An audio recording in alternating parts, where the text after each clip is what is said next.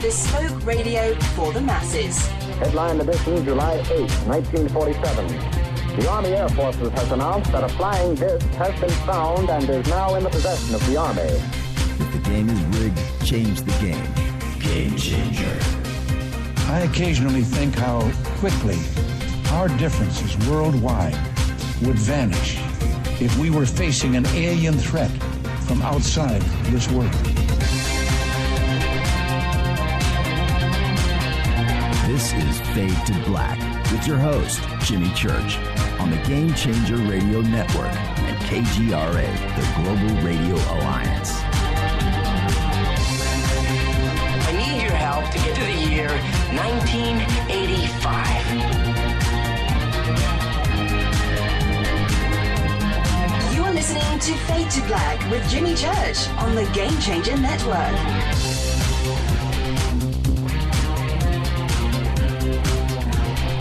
All right, welcome, Fade to Black, Bespoke Radio for the masses.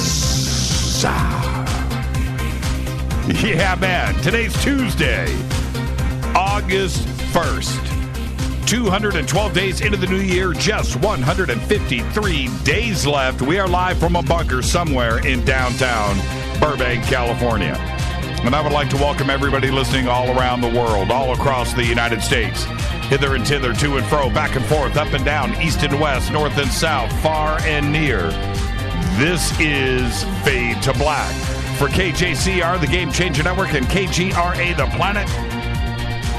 I'm your host, Jimmy Church. What is cracking, everybody? How you doing? Fade to Black. Tonight, very special guest, live from Winnipeg, Manitoba, Canada. The one and only Grant Cameron is here. Now, we are going to go deep in conversation tonight with disinformation, the government. What is being fed into modern ufology right now? His website, presidentialufo.com. One of the great websites out there in ufology. You need to go and check that out. Grant Cameron, Researcher of the Year. Just the guy. He is the guy. So that's where we are going to go tonight. Tomorrow night, Don Schmidt is here. We're going to talk about his new book, Cover Up at Roswell. Thursday night is another Fader Night with John Rappaport and his No More Fake Newsroom Live, followed by open lines. Call-in numbers are 323-825-5045 or 323-275-9695. You can follow us on Twitter at JChurchRadio. That is easy enough. At JChurchRadio. Look at you guys going nuts already in Twitter.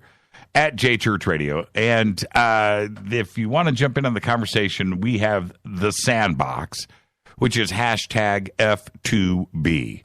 Okay? Get yourself TweetDeck, download it, get your columns going, get a hashtag F2B column, and of course a hashtag F2BQ column, which is Fade to Black Questions, and join in. TweetDeck runs automatically. You don't have to update it. And it's a really cool Twitter experience. So come and hang out with us. Or we have our chat rooms over at KGRA and Spreaker. And, 140 characters just, it's too limiting for a lot of you. And you remember the old days, right? The old days. I'm talking about 1995 AOL. And you had your little, what did they call that? The buddy list? What? I can't even remember. And you had your little thing, and it would pop up. And then, so anyway, you would be chatting, and people that would do paragraphs, right? I still don't know how they type that fast. Paragraphs. Well, if you're still a paragraph kind of person, go to one of the chat rooms. But the rest of the world is in Twitter. Okay, so there you go. All right, so that's the show tonight. A very big week here. Last night was a great conversation with the Troika group, remote viewing the Nazca mummies. That was just a mind-expanding show last night. Extraordinary. And I want to thank Brett and Con for the conversation last night. It was just absolutely amazing. And so tonight we're going to continue that with Grant Cameron. Great conversation is what this show is about. It's long-form conversation, and we're going to do it again tomorrow night with Don Schmidt. Okay, you can email throughout the show, Jimmy@jimmychurchradio.com. Very simple. Just make the email good, and it will make its way in here to me. Don't forget to subscribe to our podcast. Now, this is something that is great. Yeah, Buddy. It was called Buddy's List, right? Buddies.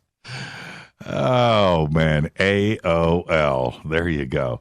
We have over 695, actually 697. We're on Thursday in 2 days is going to be our 700th show. 700th. And that will be on Thursday. I do want to let everybody know we will be up at Corey Good's conference in Mount Shasta, August 18th through the 22nd through the eclipse. So we will be there Monday for the eclipse on Monday morning, too, as well. We're going to go through that whole crazy ceremony that's going to go on there. And Rita, if you could get links up to Corey's conference, we'll post those up in Twitter. If you guys would like to come up there and hang out with us, it's going to be really cool. Okay. Let's see. Podcast. Yeah, 700 shows. 700 shows. And I had said when we hit 500 that we wouldn't say anything until we got to 1,000. But 700 is a weird number. It's a cool number. And we're going to do that this Thursday. And what's really cool, it will be on a Fader night.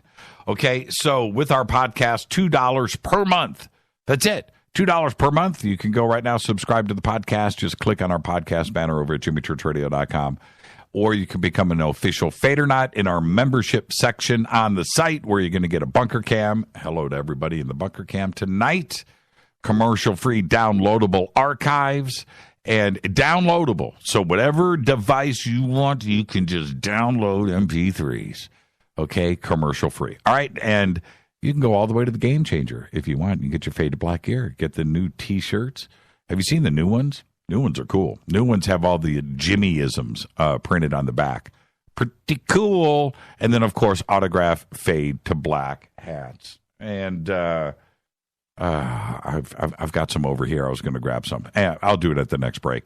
And there you go. Okay, don't forget to visit all of our sponsors, Life Change Tea, getthetea.com. Their new promo code is FADER, F-A-D-E-R. Right now, over at Life Change Tea, they have get 3 months supply of the super tea, which you need to have because you're going to drink it every day for the rest of your life. And you're going to get a 4th free of the new pomegranate super strength tea. Okay, with their new space age packaging that Ronnie is so proud of. And use the promo code FADER, F-A-D-E-R, and you will get free shipping, either online or over the phone. And, of course, River Moon Coffee. I feel a sneeze coming on. Okay. Is it passing? Don't you hate that? It's kind of weird. And then when you sneeze, it's all good. But it didn't happen. And also New Pharma, GNU Pharma, New Pharma. All of the science, go check it out. New Pharma. Go to their website, New Pharma. The promo code there is F2B, F, the number 2, and B. F2B, 33% discount on all of their products. Okay, New Pharma. Go check out the science today. And, of course, Ancient Life Oil, CBD. That's what's happening right now. And Ancient Life Oil, and I want to thank all of you. They, because of the banks and how they're messing with CBD and the people that are distributing it, it's legal in all 50 states, but they're hassling people out there. So Ancient Life Oil has gone to mail order only.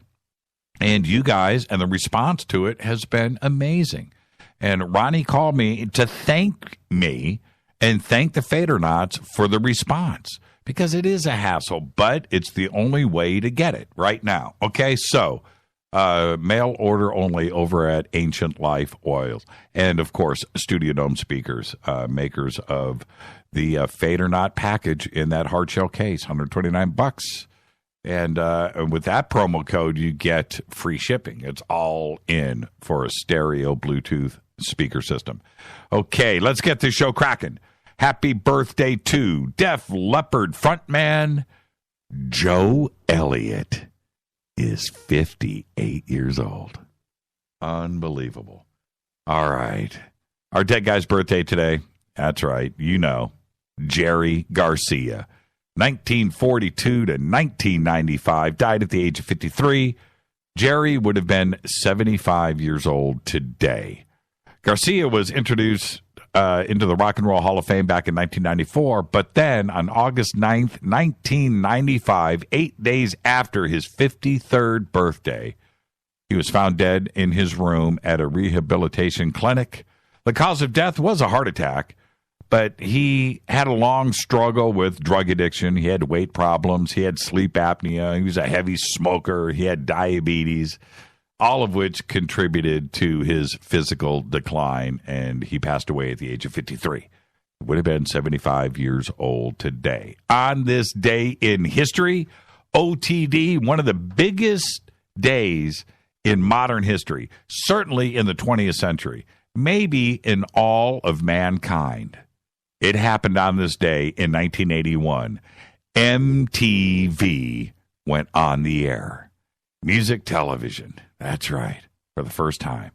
With the words, ladies and gentlemen, rock and roll. And the first video was the Buggles. Video killed the radio star.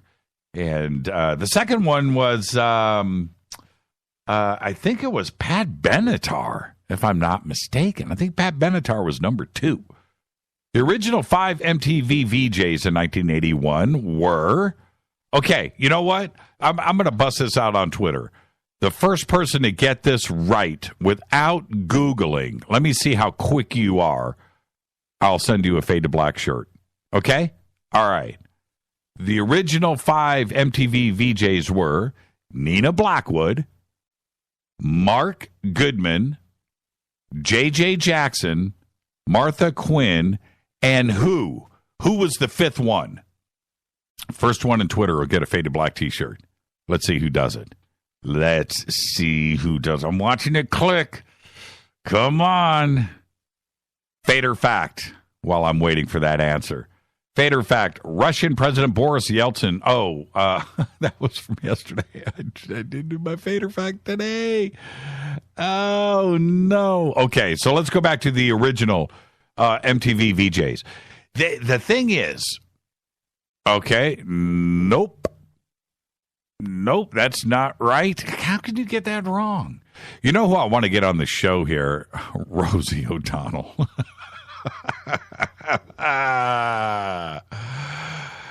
Karen, that'll get you a Fade to Black. No, I said nope.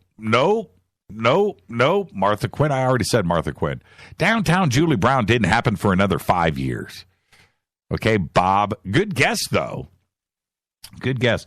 When I toured with when I was with the opening band touring with Soundgarden's bus said Downtown Julie Brown. I'll never forget that. Come on, you guys.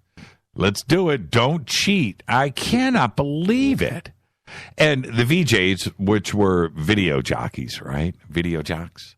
Kurt Loder did the news, number 1. And Kurt Loder didn't come around for a while either. Come on.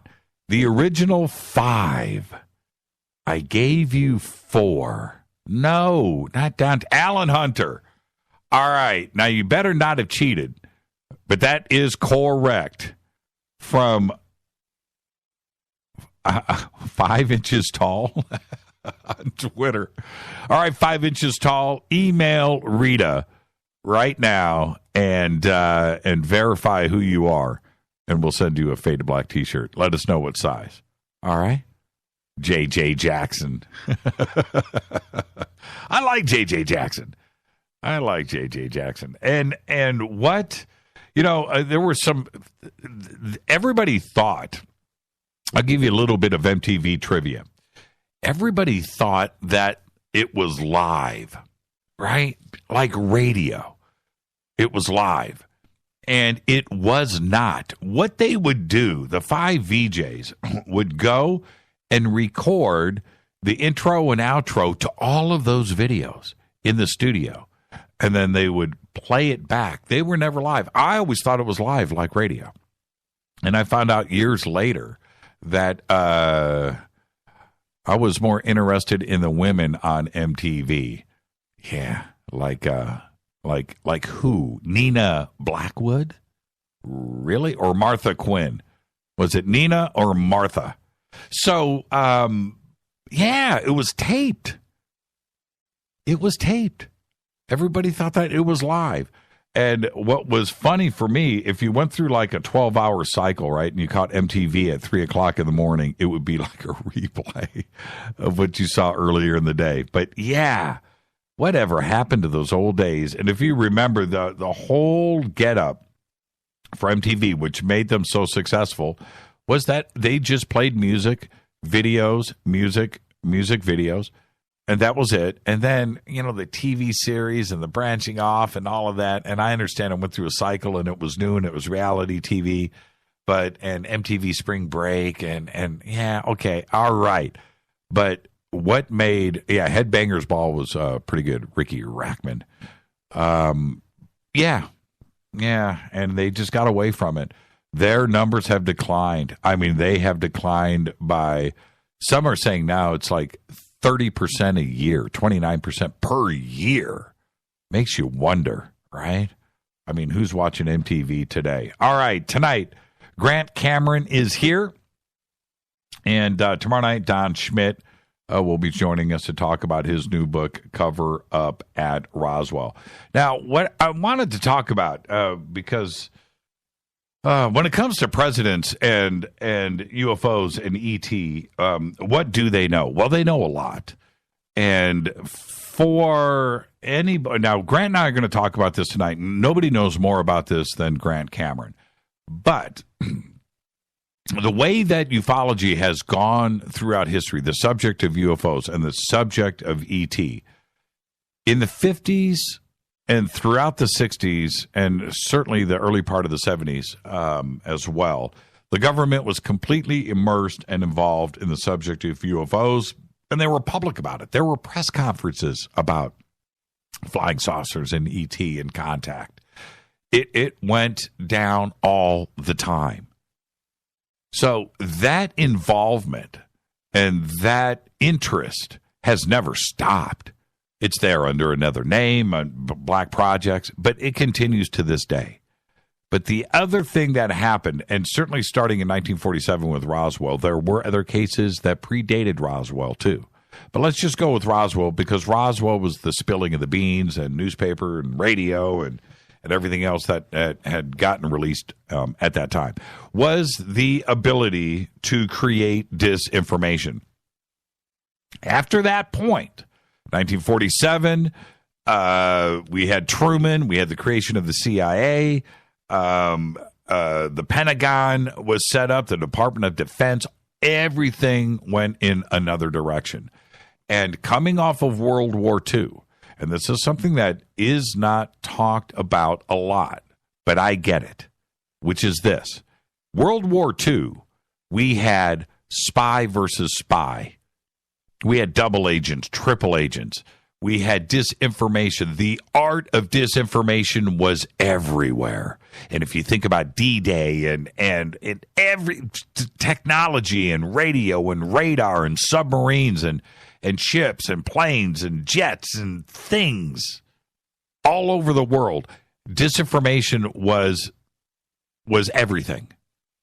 And the ability to not only plant agents with disinfo, briefcases full of documents, happened all the time.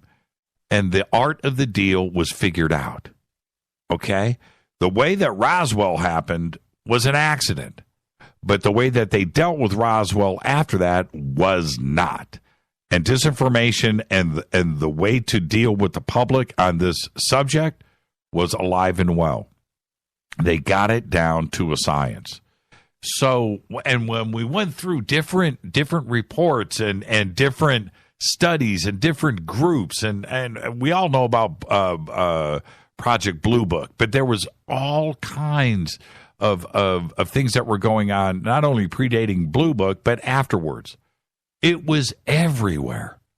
And what they did was they figured out how to, through different researchers, spokespeople, authors, disinformation, government documents, somebody speaking to somebody, and building trust up.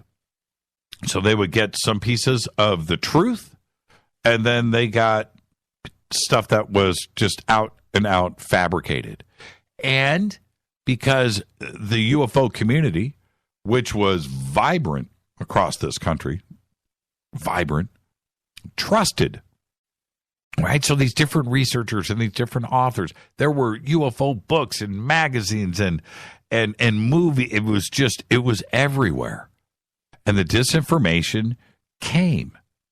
And we didn't know what was what. And the other play on the disinformation on all of this is during the Cold War, we didn't want Russia to know things. So if we got disinformation out there on our end, the Russian, remember, the spy versus spy, there was infiltration all over the United States. We had agents all over Europe and into the Soviet Union.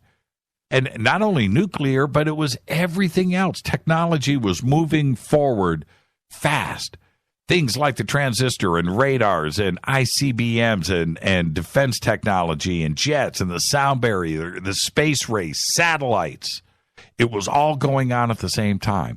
So disinformation was the game. And they got it down. They figured it out.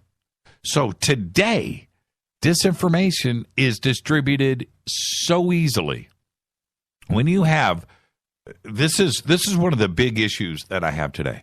The ability to self-publish a book, the ability to distribute an ebook is something that we take for granted. But back in the day, you had to go to a bookstore. That was obvious. You had to buy a book. Today, you do not have to do that. Nobody really does anymore. So the ability to get disinformation out there now, today, is not only easy, but they have those instruments to distribute through. And I'm talking about people. So in mass media and the internet today, if you have a name, and you don't even have to be in ufology, just a name, and you want to get stuff out there, you can do it, right? Example, Keisha releases an album 2 weeks ago. All right, no big deal. Normally, Keisha says she wrote a song because she was out in Joshua Tree and saw a fleet of UFOs overhead, flying saucers. She wrote a book about. Boom. Next thing you know, has nothing to do with ufology, but now she is speaking to who? Her fans, right? And it goes on, and they have got it figured out. So today, how do we trust? How do we know what is real and what is not? There are so many cases that are proven of disinformation in ufology throughout history. I talk about it all the time, and the list is long. People that were part of the program. And when I talk about MUFON, or I talk about other researchers or different groups, people that have been on this show, that have been fed disinformation, this is all real. And I go back to one of the most frightening situations that happened in modern ufology, and that's William Bill Moore. William Bill Moore actually got up at MUFON in Las Vegas. William Moore was the guy that revealed Roswell, wrote the first book, got all the information together. Jesse Marcel wrote the book, put it out there. Roswell hadn't been talked about since 1947. And Bill Moore, for the next 10 years, longer, had document after document after document, reveal, book after book after book. We had the insider thing. And as it turns out, he stepped up in front of MUFON and said, hey, I've been a tool. I'm a disinfo agent. I've been fed stuff. I've been lying to you. And he turns around and runs out the door before they strung him from the nearest tree. Hasn't been heard from since. I understand he's a janitor in Pennsylvania and lives in a mobile home. Okay? That's a real situation. It really happened. The United States Air Force was feeding him documents, and the things that he was involved with in ufology, that even to today, some people think that there's something to it. And the reason why this is important is there may be, and the disinformation is bundled up with real facts, right? And so there's provable things that are there mixed in with disinformation. Him and Jamie Chandray, a television producer here in Burbank, California. You know, and I listened to an old Bill Moore interview, and he gives his address for his office. It was right down the street. I couldn't believe it. I almost wanted to go and drive by and see what the office building is today. But nonetheless, right here. Okay, major players were involved in this, including Stanton Friedman. He was sucked into as well. So, disinformation continues today.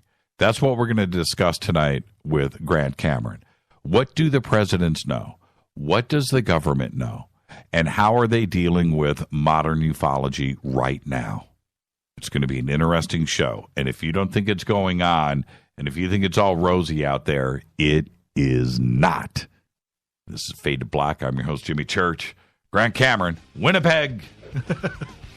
Winnipeg, Manitoba.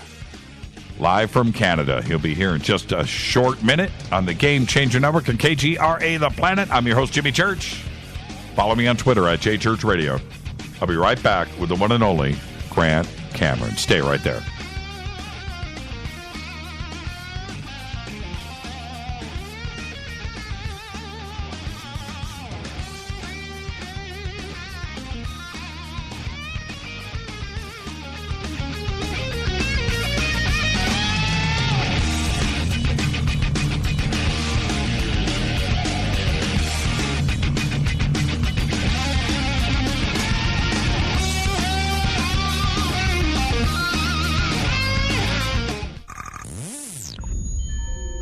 You're listening to Jimmy Church, Fade to Black. Fade to Black will now pause for alien identification. The station that talks the net. KGRA Radio. Thank you, sir. When you take the beans from Central America with dashes of Indonesian and African mixed in and then roast it to the dark side of Fade to Black, you create the ultimate brew of fringe. Introducing the Fade to Black blend from Rivermoon Coffee. Yes, Rivermoon's darkest customized roast was created for the love of Fade to Black. The alchemy of masterful roasting and smoking the beans is in every sip of this full-bodied, dark Java. I need my coffee dark, deep, with distinct bittersweet chocolate highlights, just like the bunker. Leaning further into the darkness of the roast is Fade to Black blend from Rivermoon Coffee. Just click on the banner at jimmychurchradio.com and use the promo code F2BBLEND for 15% off of your order today. Go Beckley Teppy. Hi, folks. Let's wind the clocks back 60 years. Food was different. Food provided health and nutrition, and using supplements was minimal. Unfortunately, now we have chemicals, GMOs, herbicides, and pesticides that can be quite lethal in the name of our food supply and, of course, the ever-loving dollar. Supplementing our diets can be very important to stay healthy. Cleansing from daily intruders to the body might be critical. Live strong and take charge. Log on to getthetea.com. Our herbal tea is a great way to cleanse from intruders. Our supplements is a great way to maintain and improve your health. When your health is not up to par, go to getthetea.com. No GMOs, no fillers, and organic, and very helpful in keeping you at the top of your game. Life is too short to feel, you know what I mean. Stay in the game, at the top of your game with getthetea.com. That's getthetea.com. Again, getthetea.com. 9 out of 10 geneticists agree. Fade to Black is not your father's radio show on the Game Changer Radio Network and KGRA, The Planet. Win big with KGRA this summer. Tickets and hotel accommodations to the biggest conferences, autographed books and DVDs, chances to win all-inclusive conference cruises, and private dinners with your favorite KGRA hosts. Click the contest tab at kgraradio.com for your chance to win big this summer. Your contact for the best alternative talk radio on the planet. kgraradio.com. Hi, this is Rob Reiner from Anvil, and you're listening to JimmyChurchRadio.com. What's up? I'm Chris. What up? This is Kyle Matthew, and you're listening to Jimmy Church Radio.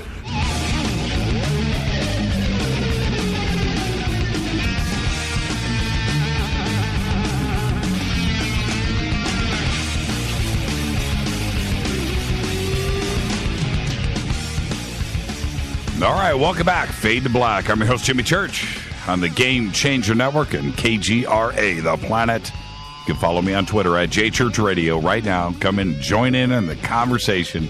It's already heated up. Or you can hit one of the chat rooms, too, as well. Our guest tonight, Grant Cameron. He is here. Tomorrow night, Don Schmidt is going to be here. We're going to talk about his book, Cover Up at Roswell. It was just released. Thursday night's another Fader night with John Rappaport and his No More Fake Newsroom Live, followed by Open Lines. But tonight it's Grant Cameron. He's been a UFO researcher since 1975, and he is recognized both at the Leeds Conference and the International Researcher of the Year and the UFO Congress UFO Researcher of the Year. He's a world-renowned expert on UFOs, conspiracies, government cover-ups, and has spent decades watching and chronicling developments around the extraterrestrial contact. He is also the author of Charlie Red Star. Tonight, we're going to discuss government influence with whistleblowers, insiders, and groups that deal with UFOs and disclosure in modern ufology. His website, Presidential UFO, the links are over at jimmychurchradio.com. It's one of the great websites dealing with the subject of UFOs, and I would like to welcome back to Fade to Black, Grant Cameron from the Great White North. Grant, how are you, man? Just fine, Jimmy. It's a pleasure to be on with the man with the ultimate radio voice. Yeah, you know what? Grant, check this out. It's been 3 years, man, and Wow. and I remember us hanging out in Los Angeles, and we had a great time. But it's been 3 years. What have you been up to? How's life? Life is good. It's down the rabbit hole still, chasing as high-level officials as I can to find out what it was I saw in 1975. As you mentioned, I have this Charlie Red Star book that's just being released, and it tells the story of how I got dragged down the rabbit hole. And at that point, nobody would publish the book. The fact that the major publisher in the big city where I live, which is Winnipeg, Manitoba, Canada, said, "Mr. Cameron, you may believe in this kind of stuff. Count me among the unbelievers." And it was at that point where I said, like, I really don't care about sightings anymore. It's the most popular book I've got because people just like to have a good story. So it's a good story. You hear all these people saw this, people saw that, but I really wasn't interested anymore. All I was interested in was what did I see? Because I had two very close encounters. The first two nights I went out to see what everybody was looking at, because this was being publicized all over the place. J. Allen Hynek was up there. National Enquirer was up there. Everybody was there trying to find out what was going on in this small town. And all I was interested in is somebody must know. I'm just this little guy in Canada. Somebody has to know what I saw. And that's what I've spent probably my entire career until I got into the consciousness thing. But other than the consciousness thing, when it comes to government and what's going on, my clear intention is to get as high level a source as I can to find out. So I had my 15 seconds of fame in 2001 when Bush won the White House, and they came in and Dick Cheney went on a radio talk show in Washington, D.C. And I knew that he had been Secretary of Defense under Bush Sr. He'd been Chief of Staff for Gerald Ford. And when I got through to him on the phone, he was in the White House as the Vice President. And he was always rumored to be the guy who knew what was going on. For example, one of the stories was that when they asked Bush, what about UFOs? What's the story with UFOs? He said, ask Cheney. So Cheney was always rumored to be the guy who knows. So I had my 15 seconds of fame. I got on a radio talk show. I knew how to get on. He was on. The first question he took was mine. And I said, Mr. Cheney, in all your jobs in government, have you ever been briefed on the subject of UFOs? If so, when was it and what were you told? And what did he say? He said, if I had been briefed on that subject, it would probably be classified and I wouldn't be talking about it, which thrilled me. I was absolutely thrilled. It's a perfect answer. Yeah, it's the perfect answer, right? It basically confirms that there are people who know what's going on. And because it's classified, for whatever reason, whether it's to build weapons or because they're afraid the stock market's going to melt down or whatever. I wrote a book called Managing Magic, where I look at this whole thing and I list 64 reasons where I say you got to look at why they might be keeping it secret. Why did, for example, Gerald Ford, who said, if I get in, he said, if I was running this thing, I would bring up all the military people and put them under oath and force them to testify to tell us what's going on. The answers that the Air Force is giving are nonsense. He was adamant that he wanted this out. And same with Jimmy Carter. Jimmy Carter said, if I get elected, I will release all the UFO files that don't deal with national security to the public. And neither of those guys, when they got into the White House, said a single thing. Neither of them ever used the word UFO when they were in the White House. Now, they've talked about it after the White House, before the White House, but when they were president, they never used the word UFO.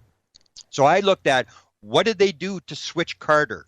What did they do to turn Gerald Ford to go from this very adamant, we're going to get this thing out, to suddenly being totally silent on the subject? So I go through the 64 reasons. Now, whatever the reasons are, I believe there are people. So I've spent my time, I went after Cheney, I went after the President of the United States. So I have the President's UFO website, and every single time there's a rumored story about the President has said this, or there's documents, I chased down all the documents, I chased down all the stories, and I wanted to see, what does the most powerful man in the world know, and what has he said about the most important subject in the world? And I found out interesting things, like 3 of the presidents actually confirmed this was for real. They actually did like a disclosure, and nobody paid any attention to it. And I chased people like Kit Green, former CIA guy who was brought in when I was doing my investigation back in the early days. Because when I had the sightings, nobody would publish the book. Then I said, well, the Canadian government, I'll see what the Canadian government, somebody gave me a lead. Oh, the Canadian government had a program. So I chased the Canadian government, all this sort of stuff, confirmed that, yes, the Canadian government was deeply involved from 1950 to 1954. That led to the former president of Penn State University, had 14 honorary doctorate degrees, was the chairman of the board of the Institute for Defense Analysis, which is the group that basically formed DARPA and the Jasons and all these sort of like Illuminati type scientific groups. And chased him around, and he led us to the White House because he had worked for President Eisenhower. And so these are the type of people that when I hear that these people are talking about the subject, I pay very close attention, because basically what it comes down to is there's lots of people who are claiming they know what's going on. So you take a look at it and you say, what need to know would these people have? Right. And so my intention was to go as high as you can to the most powerful people. And when they're talking, forget about whether it's information or disinformation. The question is, why are they talking and what are they saying? Because they are the high level people. And the key person, and we were talking a bit about before the show, the key person that I'm following right now is a guy by the name of Dr. Ronald Pandolfi. And Ronald Pandolfi is rumored to be the guy who's briefed the last 6 presidents on UFOs.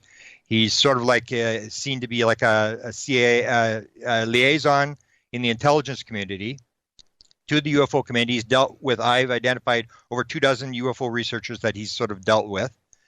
And we know for a fact that he's very high level because, as you know, I recovered the Rockefeller Initiative documents from the Clinton White House. When Lawrence Rockefeller went to the White House, I filed an FOIA with the White House when they were still, before they actually moved the files to the library.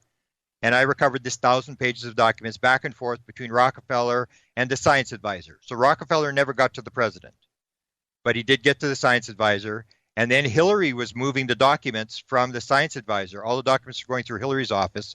because she was the plausible deniability. Everything in the UFO field deals with plausible deniability. You want to cover who knows what, because the president is the Wizard of Oz. The president is running this cover-up. So when Rockefeller was going to the White House, he couldn't get involved with the president because the president is not involved with UFOs. The president is not involved with Russia.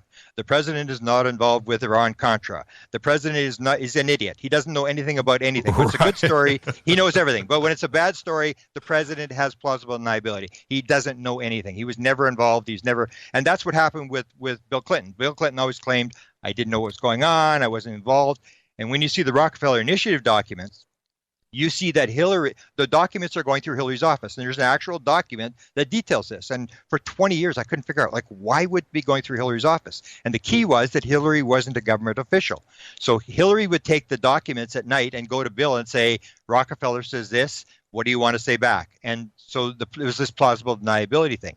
But during that, when Rockefeller first announced that he was going to come to the White House, he was a powerful guy, billionaire, gave money to the Clinton campaigns and stuff like that. They had to deal with him. So when they heard he was coming, the science advisor asked for a UFO briefing. And this is in the Rockefeller Initiative documents.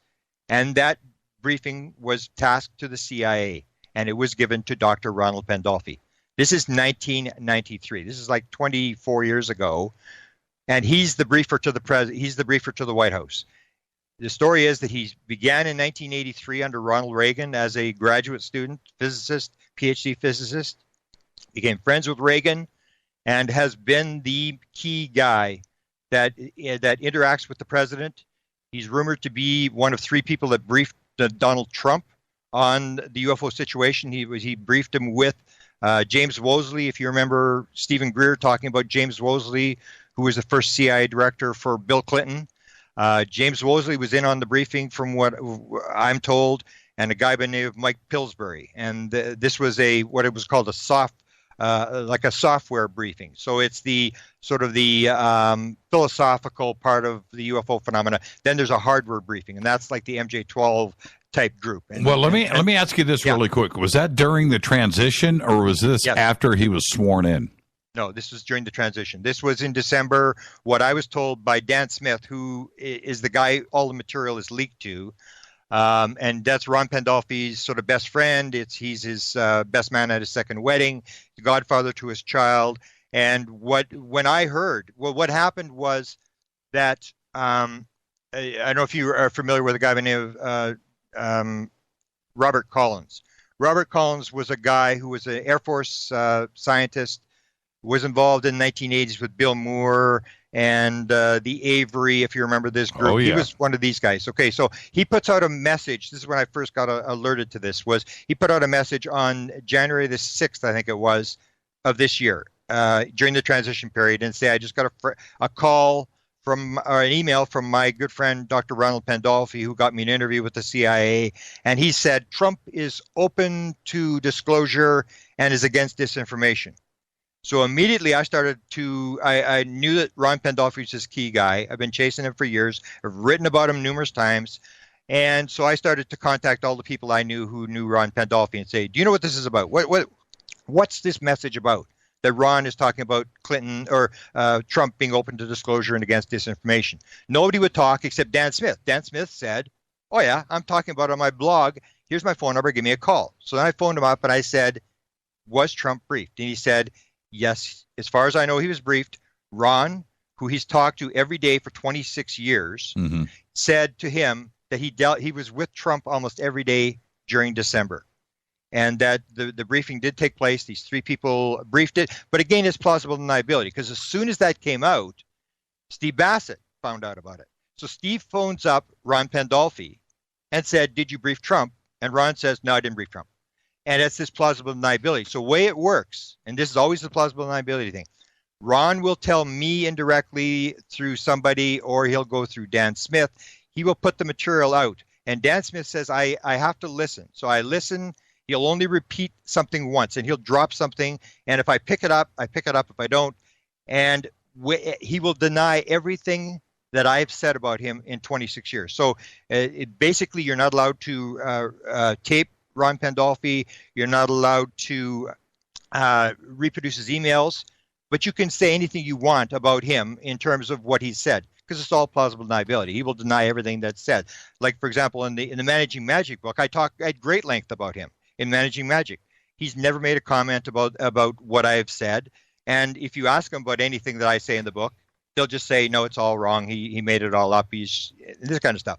And that's basically how they work this thing. But here's a guy who I firmly believe is one of the key guys that is part of this operation that I believe to do small d disclosure. There is going to be no disclosure. I've been told by all the inside people that I know, there will be no disclosure. They are not going to commit suicide on national TV. Well, how can you trust what Ron says, though?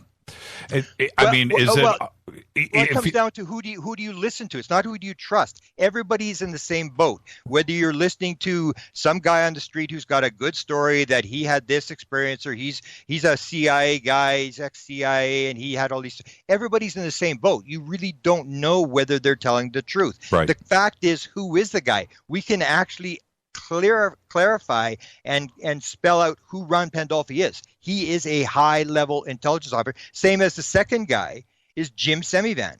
And Jim Semivan wrote the foreword to Tom DeLonge's second book.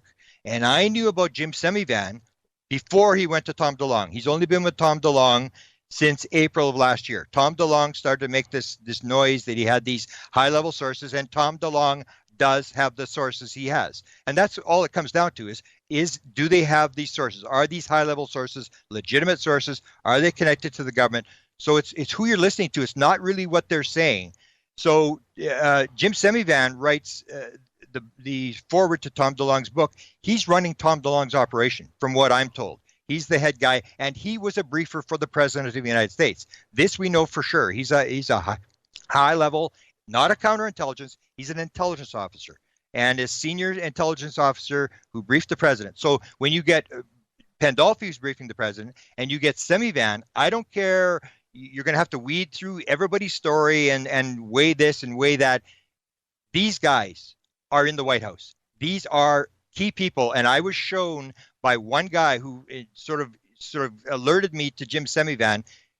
The way I got introduced was he said, "Oh, here's look at this," and he shows me this thing on his phone. It looks like a medal, and he's got a medal for the Olympics or something. I go, "Oh, that's pretty cool. Where'd you get that from?"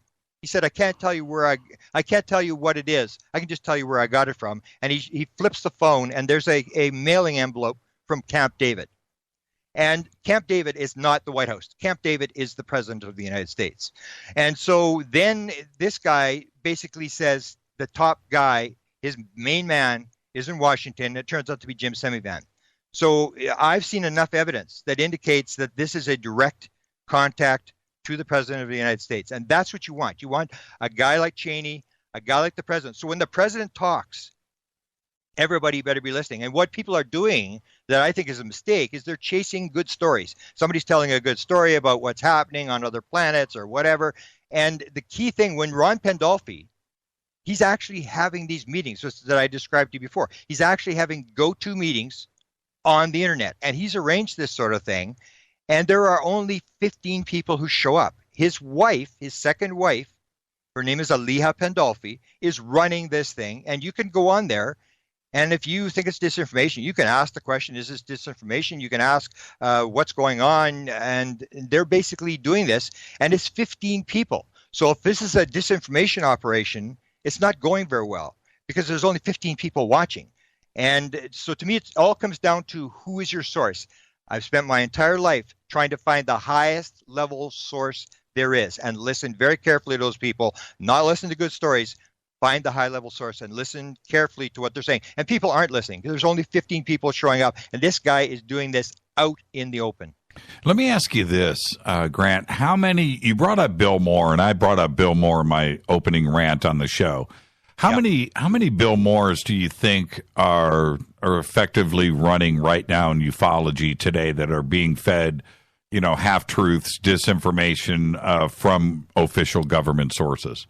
Oh, I think they're feeding everybody. As I said, I've got a list of 24 people that Ron is dealing with. Right. I never want to put it as disinformation. What they're doing, according to what I'm told, is it's always going to be the half true, half false thing. Right. That if you were like, for example, Jim Church is a CIA guy, right. and you saved Hollywood, you saved LA from some nuclear disaster, and nobody knows about it. And you say, well, I'd really like my grandchildren to know what the hell I did.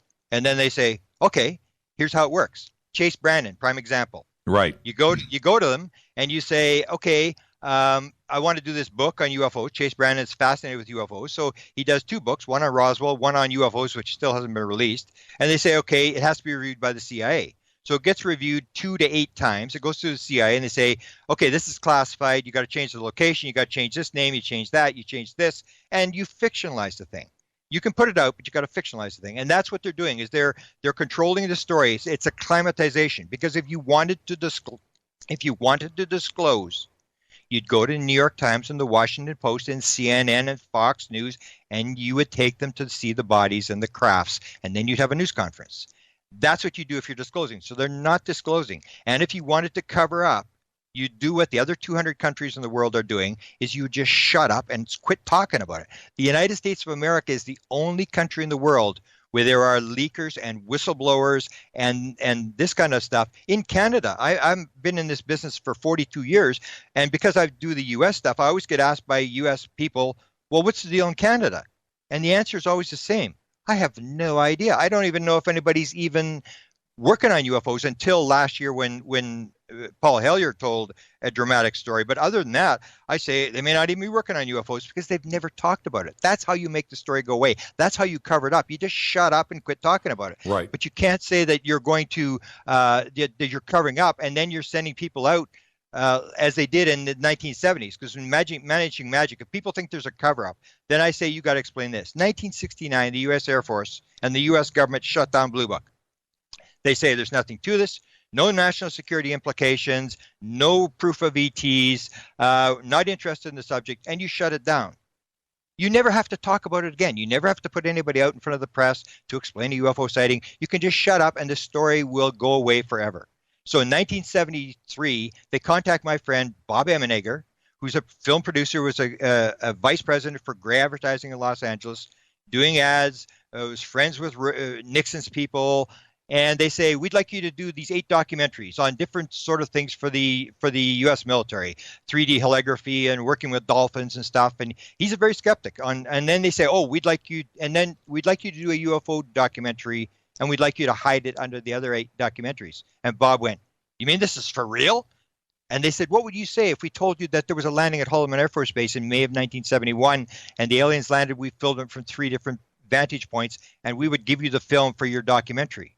And then they would receive $250,000 from the MacArthur Foundation to do this documentary, and they'd put it out. Why are you feeding stuff to Gray Advertising and putting out a documentary where you're putting up $250,000 when if you just shut up, it would go away? All you're doing is throwing fuel on the fire. And as I pointed out in Managing Magic, they have been throwing fuel on the fire since 1945. They've been dropping these things, even the first sighting, Kenneth Arnold. The very first sighting, if this is a cover-up, why would they show Kenneth Arnold 2 photographs and provide him 2 8x11 photographs of UFOs that look like gun camera footage, like close-up flying saucers, and try to convince him that these are real photographs taken by the 4th Air Force? They've been doing this over and over. They've fed Disney. They've fed all sorts of people. But what it is, it's a controlled thing, because you can't spill the milk. Once you spill the milk, it's over. You can't put it back in. And they're so afraid of all the things that can happen. So that's why they're doing this gradual thing, and they're feeding the story. And what you see as you go through the years, that the vast majority of things that we believe are stuff that was fed to us by the U.S. government. And they dropped it, and they covered it, as they did in the Area 51 story, which is the prime example. And this is the other thing, and we'll pick up on this after the break, but they also make friends with egos, right? And because, hey, you want to be famous, we can help you make some money. Here's some secret stuff, and they make friends. And everybody wants to have the inside friend, and everybody wants to be liked, and they are talented at doing just that. Not only in ufology, but anything that they want to infiltrate, right? Yeah. You have to. What they're doing is they're managing the story. They're not really throwing people off. It's like Hollywood. The Hollywood is going to do movies about the CIA, whether they like it or not. So you can either go there and think that you're going to try to stop them from doing movies, or you're going to try to move them in the direction you want to move them. And the prime thing, where you're talking about ego, I say they all have these massive egos. I talk about the 5 messiahs, and you're talking about Bill Moore. The line that hooked Bill Moore was one of the smartest guys I ever met. Really good researcher. The way they hooked him was he got a phone call when he started he was the one that made Roswell famous. Right. So he starts the book on Roswell. He goes on the book tour. He gets a phone call after the show. They say, this guy wants to talk to you. And the guy says, you're the only guy that knows what you're talking about. And of course, Bill Moore said, yeah, that's true. Exactly. Right. The later, ego. He gets a second phone call from Offutt Air Force Base. And the second guy says, you're the only guy that knows what you're talking about. And that was the hook. And he took the hook, and they all take the hook. They have massive egos, and that's how you can move them. And you need an ego to run through this sort of thing, because an average guy is going to walk away. As soon as he gets into some sort of headwind, he's going to walk away. But guys like Moore or Tom DeLonge or Dan Smith, or these people, they actually believe they've been called to bring disclosure to the world. So they're very easily moved along, and they are being helped, but they are being, as I say, they're being managed, and you have to manage the story. Well, we're going to take a break here, and when we come back, we're going to let's visit some modern things, but I think we need to talk about history too at the same time, because it's repeating itself. Absolutely. It's absolutely repeating itself, and it's frightening to see how effective it is done. And those out there in ufology today, those that are buying the books and researching and listening to this show, they don't know anymore. And it's really tough to separate reality from fiction. And that's what we'll discuss next. Our guest tonight, the one and only Grant Cameron. This is Fade to Black. I'm your host, Jimmy Church, on the Game Changer Network and KGRA, The Planet. We'll be right back. Stay with us.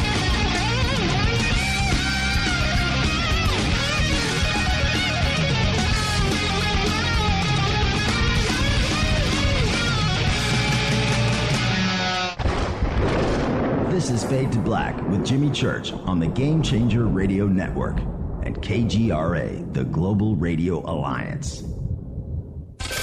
This is KGRA Digital Broadcasting Station, Salt Lake City, Utah, Van Buren, Arkansas. Hello, I'm Katie, and you're listening to my main man, Jimmy Church, on jimmychurchradio.com. Hi, this is Ray Hobbs here, repping the planet, and you're listening to my good friend, Jimmy Church, Fade to Black, on the Game Changer Network and the KGRA Digital Broadcast Station. This is Toby Kebbell. You're listening to jimmychurchradio.com. Don't hurt me, Jimmy. I'm only little. Hey, I'm Adrian Grenier. And this is Ari Gold. We're the Honey Brothers. Yes. We are of the Honey Brothers. Hey, I'm Adrian Grenier. And I'm Ari Gold. We're the Honey Brothers. And you're listening to Jimmy Church. The Revolution. Ancient Life Oil. Life-changing. The real oil. CBD is truly ancient life oil from the source. This oil has no psychoactive effect and is also legal in all 50 states. When you're healthy, you're happy. The truth about this wonderful plant is that it wants to give back to mankind life, longevity, and happiness. Ancient Life Oil are golden grade, all organic, non-GMO, and infused with high-quality liquid coconut oil. It's simple. Just go to ancientlifeoil.com today. That's ancientlifeoil.com. The best, purest, organic, and non-GMO CBD in the world. Go Beckley Tappy. The statements made regarding these products have not been evaluated by the Food and Drug Administration. These products are not intended to diagnose, treat, cure, or prevent any disease. Please consult your healthcare professional about potential interactions or other possible complications before using any product. What's up, Fadernauts? Studio Dome loves Fade to Black and the F2B audience so much that they have put together the ultimate stereo Bluetooth system. They've done it just for you. Man, check this out. The Studio Dome SBB2 stereo system is here. It's featuring 2 Studio Boombox 2 SBB2 wireless Bluetooth speakers, packed in its own custom hardshell case. This Studio Dome system features the very latest in stereo Bluetooth technology. The 2 full-range boomboxes are in true wireless stereo. You've got to hear this. It's amazing. It's just $129, and use the promo code JCRTWS, and you'll also get free shipping. It's simple. Just go to jimmychurchradio.com, click on the Studio Dome banner. Go Beckley Tepe. This is Micah Hanks of the Gralien Report, and you're listening to Jimmy Church on Fade to Black, across the globe on the Game Changer Radio Network and the one and only KGRA Radio, The Planet.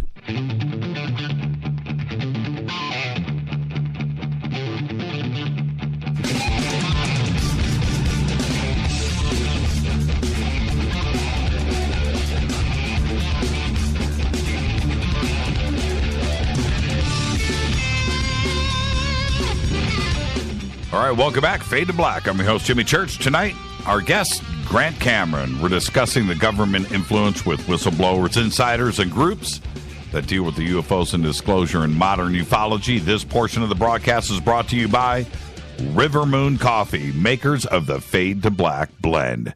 Just go to the River Moon Coffee banner right now over at jimmychurchradio.com. Use the promo code F2B blend, and you'll get 15% off of your order. All right. Hey, Grant, pretty cool. We have our own coffee. How cool is that, right? That's pretty cool. That's a first for you. That's a first for ufology, right?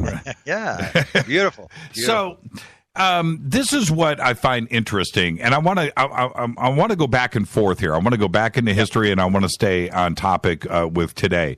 Tom DeLonge, who I respect, has been a guest on this show, and I believe that he believes in his message. I respect him, and he's a talent, but he's also a player in pop culture. He's very influential. And could he be, with all of his stuff that is out in front of him and his government insiders and the places that he has been and so forth, is he being played? I mean, how do we trust that he's about to make this big announcement, right? And this is going to play out here. How does he trust? What advice would you give him? Well, he's like Bill Moore. Bill Moore had 24 sources, and Tom DeLonge has about 10 sources. And a number of these sources have been identified already, and they are the people that he says they are. So he is being managed to get out the message they want to get out. So there's certain aspects, certain things they want to get out, but they're mixing it with his message. This is one of the problems. The only problem I have with Tom DeLonge is Tom, of course, believes in the evil alien thing. The Greys are bad guys, and we need to use nukes to take them out and this sort of thing. And he's got these high-level sources, and yet you have Stephen Greer, who Tom DeLonge started with by associating with Stephen Greer. Stephen Greer claims to have the same sort of high-level sources, and he claims to have now like almost 1,000 sources, and they're all good aliens. And so what I'm saying is that they will manage you in terms of they want you to get the message, but I don't think they're really telling anybody what the sort of the inside, because I think in a lot of ways they really don't know what the inside message is. And let me give you an example. Jim Semivan, who I mentioned, who I say is running the Tom DeLonge operation, he retired CIA, and he wasn't briefed on the subject until he retired. So once he's retired, then he's sort of like in the black CIA. He's under contract, and he's an experiencer. This guy had the beings in his room in the 1990s. I heard the story from one of his friends, who sort of a detailed version, but he's an experiencer, which is very important, that he's not a guy who's going to be sort of trying to throw people off. He wants this story out. But here's what he said. I am very much aware, particularly with regard to the phenomenon, that this measured and linear approach is arguably laughable. That's the scientific approach that we're going to measure and figure out, how big and small or how fast it moves, whatever. How do you make sense of any of it when there does not appear to be any there? The phenomena seems to work on another level consciousness dimensions unknown to our science. And he said that when he had this experience in the 1990s, it shattered his view of reality. So what I would say is that when it comes to the phenomena, they really don't know that much about the phenomena. In fact, Ron Pandolfi had made a statement to Dan Smith, because we can't control the phenomena and watch the phenomena, we watch the people who the phenomena affects. So I don't think they know that much, but in terms of getting out the idea that, yes, this is for real, Lockheed Skunk Works is working on this, and the important message that I say that Tom is going to put out is the same message I've been putting out since 2012, is this consciousness message. So when and I think he did on your show, when he's talking and he says he gets that to Lockheed, he's on Area 51 base, he's talking to the head scientist and to Robert Weiss, who's the head of Lockheed Skunk Works. And they are having this meeting with him. He's ready to leave. Then they say, where are you going? Sit down. How do you think to get here? And Tom starts this theory, and he says, oh, that's a pretty good idea. It might work. And what else? He says, I think consciousness is involved. And religion. Yeah, he brought up religion, too.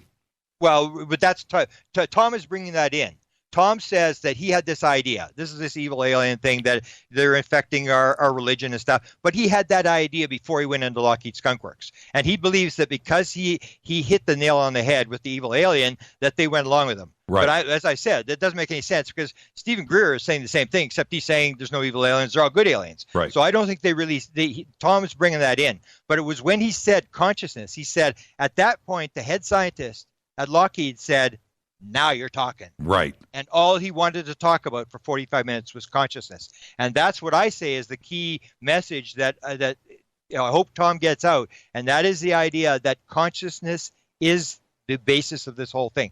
It's going to be a lot less physical than people think it is. Consciousness is the ground of being. You do not have particles, physical, until you have consciousness. Consciousness is primary. Physical is secondary, and that is the mistake in the equation. If you remember Jan Hartson talking about, again, he's talking in 1993, he's at UCLA, the lecture, Ben Rich. Right. Then the president of Lockheed Skunk Works is giving the lecture, and he shows the slide of the flying saucer, the last slide, and he says, we now have the technology to take ET home. And everybody in the audience laughs. Jan is an experiencer. He had this experience at 9 or 10 years old with his brother, 30 feet away from this UFO in the backyard on a Saturday morning, and he's fascinated. He's obsessed with UFOs. He becomes an electrical engineer, and he realizes this is his chance.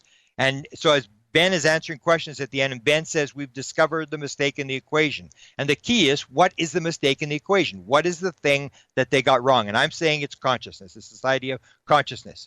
So he goes to Ben. Ben's leaving the building, and he said, Ben, I've been fascinated with UFOs my entire life. I need to know, how do they get here? How does the propulsion system work? And Ben turns around and says, let me ask you a question. What do you know about ESP? And that's non-local consciousness. What do you know about ESP? And Jan says, it means everything in time and space is connected. And Ben said, that's how it works. Walks out of the building and drives away. 2 years before that, I'm chasing the highest level source I can get. At that time, we're talking to Dr. Eric Walker, this high-level guy who invented the homing torpedo, sonograms, all this kind of stuff, expert in underwater stuff. We're asking him about MJ-12, the control group. What's the control group? Is it all still Americans? Is it still 12 people? He says, let me ask you a question. What do you know about ESP? Right. This is 2 years before Ben Rich. What do you know about ESP? And he said, and then the guy didn't have any answer. He said, look, unless you understand about ESP and how it works, you will not be taken in by the control group. Very few people understand how it works. And the Canadians said it in 1950. When they asked the Americans, there's a top secret Canadian government document, November of 1950, where the Canadians are reporting back in a top secret document what they were told by the Americans about flying saucers. Everybody quotes the first 4 lines. Flying saucers, we were told by the Americans, flying saucers exist. It's the most highly classified subject in the United States. There's a small group headed by Dr. Vannevar Bush trying to figure out the modus operandi, and it's of tremendous significance to the Americans. The very next line in the document says, and we were also told by American officials, this is November of 1950, right at the beginning. We were also told by American officials that other things might be associated with the flying saucers, such as mental phenomena. And the Americans aren't doing very well because they've said, if the Canadians are working on it, they're willing to exchange credentials and talk to us. So it's that part of the thing where Tom DeLonge is going to put this story out So he's being managed. Stephen Greer's being managed. All these major people. Same with Bill Moore. Bill Moore was getting the material. And what Bill Moore was told at the very beginning by the Falcon, he said, we're going to feed you material. And it's going to be partly true and partly false. And it's up to you to separate the wheat from the chaff. And of course, when you have an ego, you say, no problem. Whatever these 5 messiahs that I talk about, whether it's Greer or DeLong or Bill Moore, they say, yeah, I can separate the wheat from the chaff. I'm a smart guy, and I know how to weed this stuff out. And that's the way they're doing it. It's partly true. And Bill was told right at the beginning, it's going to be partly true, partly false, and it's up to you to separate the wheat from the chaff. So that's how they're doing it, and the stories gradually unravel. And you mentioned, for example, that they repeat this stuff, and they do repeat this stuff over and over again. I'm always asked, when it comes to whistleblowers, what about Phil Corso? What do you think about Phil Corso? And I always say, Phil Corso occurred on the 50th anniversary of Roswell. That's when he came forward. And he did have the high-level positions, but he did have some weird mistakes in the stuff he was putting out. So the thing was, he said, I was in this office under Trudeau, who was the head of Army Science and Technology, and I found this stuff in a filing cabinet. Okay, so he tells a story. He found this, he found that in the filing cabinet, and they dropped this stuff into the military, and they developed this technology based upon the stuff he found in the filing cabinet. That's the 50th anniversary of Roswell. On the 65th anniversary of Roswell, Brandon, the liaison for Hollywood from the CIA, the second most powerful person in the CIA to be able to speak publicly on behalf of the CIA without getting permission, comes forward on the 65th anniversary of Roswell, and his isn't a filing cabinet. He changes the story. He said, oh, I was in Langley, and I was waiting for a film crew to come, and I'm in the library area, and I found this archive box where they've emptied some guy's desk. Right. And in this box, I find this stuff that confirms Roswell was real, it was extraterrestrial, and there were bodies. I'm not going to tell you what was in the box, but I'll tell you that this is what I saw. So it's the same story. All they're doing is changing it from a filing cabinet to an archives box. And then the third one is the 70th anniversary this year. The story is told, put out by Ron Pandolfi through Dan Smith, that Donald Trump was given what they call a goodie bag. And he's not interested in outer space, so they give him this to sort of entertain him, and he's given these small pieces of UFO hardware that he can share with the captains of industry. It's the same story. So you have the 50th anniversary, 65th anniversary, the 70th, and they recycle this story, and they're basically giving this idea that we are feeding this stuff into the American industry, and that's how it works. If you watch DARPA, which is the agency that will be controlling this subject, each project manager in DARPA has a budget between $100 and $150 million. The total budget is $3 billion, just research and development. And so basically they can put this material out, and the story gets out, but you're not able to confirm it, which is this plausible deniability thing that is always at the base of this whole thing. Well, I'll tell you something interesting about DARPA and Sandia today. Their focus nearly completely is on the brain interfacing and consciousness. Everything that they are working on now is completely focused on that for a lot of different reasons, but also it could be just this, the big reason.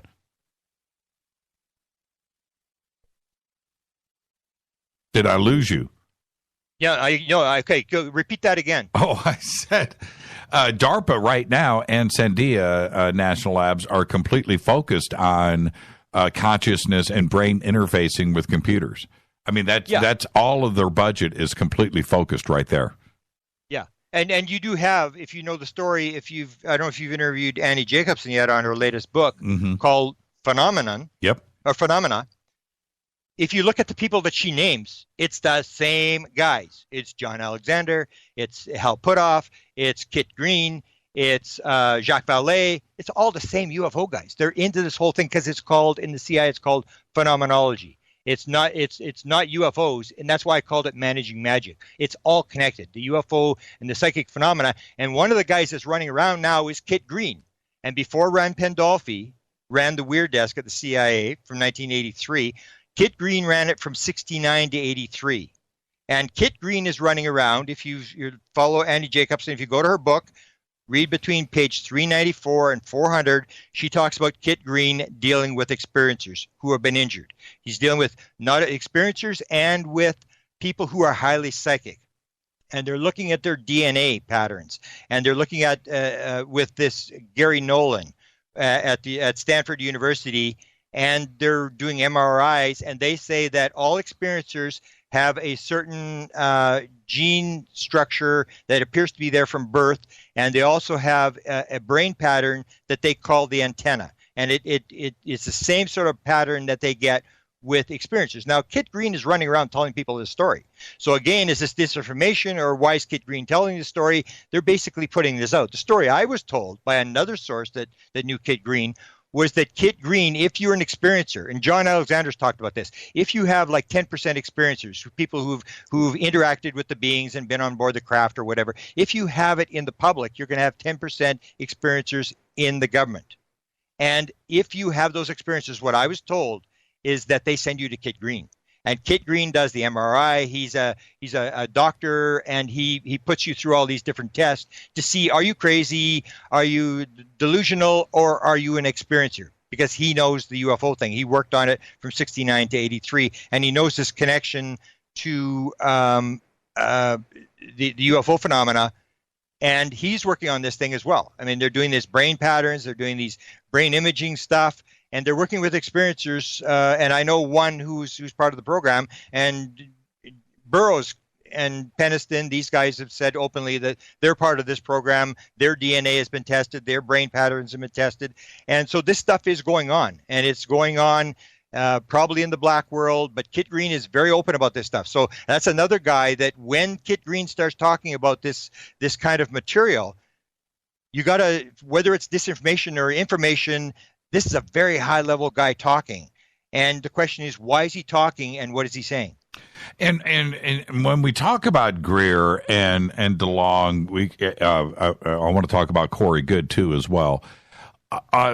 Greer just released a movie, major Hollywood studio backing the movie. I was there at the premiere. There's a certain money machine that Greer is running, and I get that. I fully understand it. I don't oppose it. But and DeLong is doing the same thing. He's tied in with Hollywood. He's got his agency and his agents and his producers and people that are working with him too. So now you have a money machine that is going along. You know, it's the books, it's the movies, and they're getting fed information to continue. And is it a weakness to not having discernment and ignoring what could be real and what is not to feed the machine? And the government knows that they are going to output this stuff into the public in a grand scale. It seems like it's a perpetual machine that is feeding itself. Well, they're feeding it the same as they're feeding news stories on every subject to major media. They're controlling all the stories, all the spins on all the stories, even like the United States myth. I mean, the United States is a great country and this and whatever. And this is the government writes the history. It writes the history books. It writes the whole thing. And the media just sort of repeats what it is. So, yeah, they are being fed this kind of stuff. But what the problem I have is when we go to the evil government thing, because I know a number of Tom DeLonge sources. I'm familiar with these people. I've dealt with these people, and two of them, the two that I know fairly well, are Semivan and a high-level guy from NASA, and both these guys are experiencers. And I know that when you start to deal with these people at high levels in the government, these people that are feeding this stuff, they're just like you and I. I mean, they have family problems. They have stuff that falls apart. Ron's trying to put this thing out, and he's only got 15 people at his go-to meeting. And they're just ordinary people that, especially if they're experiencers. This high-level NASA guy, I remember he had a company that sold for $100 million. I don't know how much the invention was that he got through this being. But he said, I'll tell you what, Grant, the night when I got this idea, when I woke up that morning, the last thing I remember the night before was a hooded figure standing at the end of the bed. And of course, I asked the question, well, could you see the face? And he answered exactly what every experiencer will say. No, I couldn't see the face. If you have a hooded being, you can't see the face.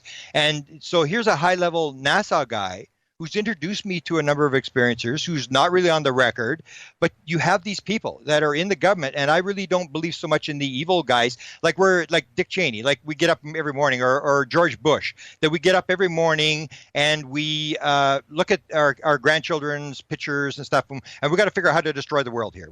They all believe they're saving the world. Same as Stephen Greer believes he's saving the world. Tom DeLonge believes he's saving the world. I believe I'm saving the world. You believe you're saving the world. And people are delusional, but I don't think there's anybody who's literally going to say we're going to destroy the world. They're doing it for a reason. We've got a counterintelligence, for example, the Benowitz thing, the famous Benowitz story. Oh, they went after Benowitz and they drove him nuts, whatever. Well, Benowitz, if you look at what he was doing, Benowitz was describing UFOs over the Manzano weapons storage area.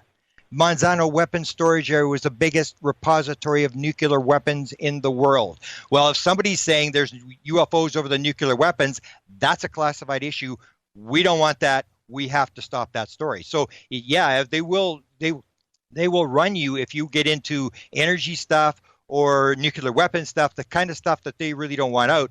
But the basic story, from what I've determined, the people that I've dealt with, and I've dealt with indirectly with Ron, with Dan Smith and stuff like this, they're just ordinary people. They're just trying to do something. Or when we had Dr. Eric Walker at one point, he said, why should he got very angry at one point. He said, he yelled into the phone because he didn't really want to talk about the subject. He said, I don't talk about this subject. Leave it alone. There's nothing you can do about it unless you have the mind of Einstein. You're not going anywhere. Go study something else. And then he said, look, you just want this for your own curiosity. Isn't that right? Why should we change the rules to satisfy your curiosity? And when he said that, I went, rules? There's actually rules. So when we chased this guy for 8 years, I headed this team of 8 people that chased this guy, and I didn't interview him. Everybody said, oh, I can get him to talk. I said, okay, here's his name, here's his phone number. And all these researchers from around the world tried to get Walker to talk. And some of them managed to get him to talk about a little bit of this or that. At the end of his life, we knew that he had a file on us, because what he would do is he would take one of the letters one of the researchers had sent him, he would photocopy it, and he would send it to one of the other researchers with some comments. And he did this kind of stuff. We knew he had a file. And at the end of his life, when he died, I went to Penn State University to all his presidential files. He was the president there for 16 years. I went there and I had a conversation with his son, who was a medical doctor, and his son confirmed, yes, there was a UFO file. And it was in the house. And when he moved the stuff to Penn State University, that file was no longer there, which meant that he saluted, he did what he believed was right, and at the end, he destroyed the file or handed it back to the government because it was classified. He wasn't supposed to. Or when Kit Green goes. And this is where you've got to realize that these people are just ordinary people. When I respect Bill Moore, because Bill Moore was one of the few people when in the 1980s, when I was working on this, who believed the Walker story, that there was something. He said, I don't really believe the Walker is who you say is highly significant, but I've got a guy I'm going to send to talk to him, and we'll find out what's going on. I'm going to send BJ. And BJ was the Blue Jay. BJ was Dr. Kit Green, who ran the weird desk at the CIA, who briefed the president of the United States, 3 different presidents. He sent it to Dr. Eric Walker. And they talked about the Glomar Explorer, because Walker was an underwater expert. And so was Kit Green, involved with the Glomar Explorer, with the Howard Hughes ship where they recovered the Russian submarine. And they talked for half an hour. And good old times at the CIA and about this recovery and whatever. And Kit Green stated, as soon as he brought up the UFO subject, Walker started yelling and screaming and looking at books in a corner to sort of indicate the room is being bugged. And he said, you're not the president. I don't have to talk to you. I don't have to tell you anything. And that's the whole thing. That what my experience after 42 years is, whether it's Cheney saying if this was if this subject existed, it would be classified and wouldn't be talking about it, or when they talk to Bush, for example. Kimmel has Bush Sr. on there a couple months back, and he says to Bush, "Okay, when you got there, what did you do?" And he said, my daughter's asking me the same question." And then he said, "Well, what about you? What do you tell your daughters?" I nothing. I can't. I'm not going to say anything. He said, "You're not saying anything?" "I'm not saying nothing." So here you have the president playing by the rules. There are these rules, and these people, for whatever reason, believe that they're under classified restrictions, They're not going to talk about it. They play the rules. They salute. They do the noble thing. And it's how you can run major programs like the stealth, 10,000 people and not one single leak, or the atomic bomb where you have 200,000 people working on the atomic bomb and not one single leak, because most people are patriotic Americans who will do their job, who really don't have the answers, but when they have something that's classified, they will keep it classified, which makes me very suspicious of single whistleblowers. Somebody who comes out and says, I'm out here and I'm telling you the story, because to me, if you leak this thing, you're going to jail unless you are being set up by the government. There's nobody running around who is telling the story, because you even go back to Bob Lazar. Bob Lazar had the story where he was talking about it, and then somebody shot his car and tried to kill him. Let me tell you, if the CIA wants you dead, you're dead in 29 minutes. They are not going to miss. And anybody who's walking around and saying, I'm an ex-CIA guy, and I'm telling all this classified material, and there's nothing the CIA can do to stop me, they will stop people who are leaking classified material. So anybody who's out there, I think, is under some sort of control that they're being given true material. You can tell your story, but we're going to manage the story and we're going to cloak it with material, or we're going to put it through an environment where people aren't going to really take it seriously. Like the Bob Lazar, the Area 51. That story was intended for John Lear, because John Lear in 1988 was running around with all sorts of weird stories about underground shootouts, people being killed underground, and they don't go to the light when you die because the aliens are going to take your soul to the moon. John is a nice guy. John tells the truth. He says what he believes, but he had some weird ideas. The 1989 conference, the MUFON conference, they took away from him because he was going to bring in these weird speakers. So John was the intended target of Area 51. Bob Lazar was feeding him the material, and from December of 1988 to April of 1989, the Area 51 story went nowhere. It went out of control when suddenly George Knapp was missing a guest on one evening show, and he phoned up John Lear and he said, you said you had this guy from Area 51. I need a guest for tonight. Bring your guy on. Let's put him on TV. And they backlighted him. Yep. Now it's no longer John Lear telling the story, wacko John Lear. Now it's Emmy Award-winning George Knapp telling the story, and it went viral. And suddenly you had hundreds of people up overlooking the base and looking down on the base and stuff like that. And they actually Bill Clinton actually had to take more land away to force the people back from the base because it got viral. It went out of control. So what they do is they leak it not only to people with ego, but people who have problems with their reputation that they know, like Bob Lazar was missing the 2 degrees. He had a bad resume, and they knew, give him the story. He goes out, he tells the story, and as soon as everybody finds out he doesn't have the 2 master's degrees that he's claiming, the story is going to go down, and everybody's going to say it's a hoax, because that's what happens in the UFO community. Everybody says the new story comes out, the latest video, the latest story, everybody runs, and then somebody yells hoax, and everybody runs for the hills, and everybody thinks the answer is in the next story that's coming up. The answer is already there, and that's why it's so easy to set up people, because everybody's always looking for the next story, and when the next video gets leaked by them or the next story gets leaked, everybody jumps on it, and the story goes around, and then somebody yells, finds out the problem with that person's reputation or something about the person, but it doesn't mean the person is telling that's lying. It's the fact that they use certain people to carry the message, because again, if you want it disclosed, if you want the story to come out clean, you go to the New York Times and the Washington Post and CNN and Fox News. They don't want it out clean. They want it to sort of come out and you don't know what to believe. That's the way they want the story released. We'll take a break right here. Grant Cameron. Take a breath, Grant. Take a breath. Our guest tonight, Grant Cameron. This is Fade to Black. I'm your host, Jimmy Church. We'll be right back. Stay with us.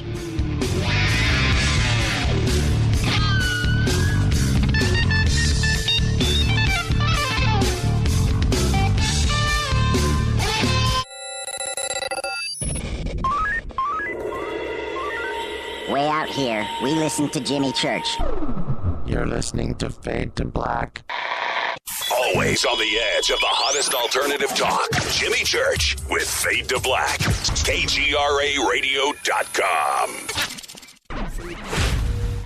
¿Qué tal, mis amigos? Yo soy Mario Carson, el tiburón, y los invito para que escuchen a mi buen amigo Jimmy Church Radio. ¡Claro que sí! Hello, Fadernauts. This is Jimmy Church, and I'm introducing New Pharma, a company whose products are based on science. Human function based on the endocannabinoid system, or ECS. New Pharma firmly believes in this science, and their research indicates that support of the ECS provides the beneficial effects for a healthy lifestyle. New Pharma's science includes relief capsules for pain relief, sleep capsules, which are natural support for occasional sleeplessness. Foundation is support for your ECS, and Fit capsules support your active lifestyle. Just click on the banner at jimmychurchradio.com and use the promo code F2B for a 33% discount on all of their products. Or visit newpharma.com for all of the knowledge on the science. That's GNUpharma.com. Go back, Lee Tappy. Do you worry a lot? If you're forgetful, nervous, moody, or overwhelmed, chances are you're not protecting yourself from the ravaging effects of stress and anxiety. No matter the cause, ongoing stress and elevated levels of the stress hormone cortisol can rob your memory, your health, your quality of life, and your future. Now you can combat the effects of stress and anxiety while improving your memory and recall at the same time with the dietary supplement Calm and Clever. Studies show that the ingredients in Calm and Clever reduce cortisol by as much as 30% in as little as 1 to 2 weeks and increase your ability to recall facts, names, and numbers in 4 to 12 weeks. Calm and Clever was created by scientist Kurt Hendricks, a principal investigator in 2 NIH-funded studies on Alzheimer's disease. Try Calm and Clever for 2 months. You'll feel the difference. Call 1-800-758-8746 or go to calmandclever.com. You listen to us, and we listen to you. And so does the CIA. KGRAradio.com. Hi, folks. CBD is the home run hitter for health right now. Why, you ask? Because of what it does for the body. Unfortunately, I can't tell you all about the benefit. You know, there's reasons. Do your due diligence and log on to ancientlifeoil.com. That's ancientlifeoil.com. Ancient Life Oil uses organic ingredients and is blended in coconut oil for some of the best benefits. Legal in 50 states and non-psychoactive. Log on to ancientlifeoil.com. That's ancientlifeoil.com. You are listening to Fade to Black with Jimmy Church on the Game Changer Network. Oi, oi, I'm Reese Evans. You're listening to Jimmy Church. This is Revolution. The revolution will not be televised. The revolution is on radio. Ciao.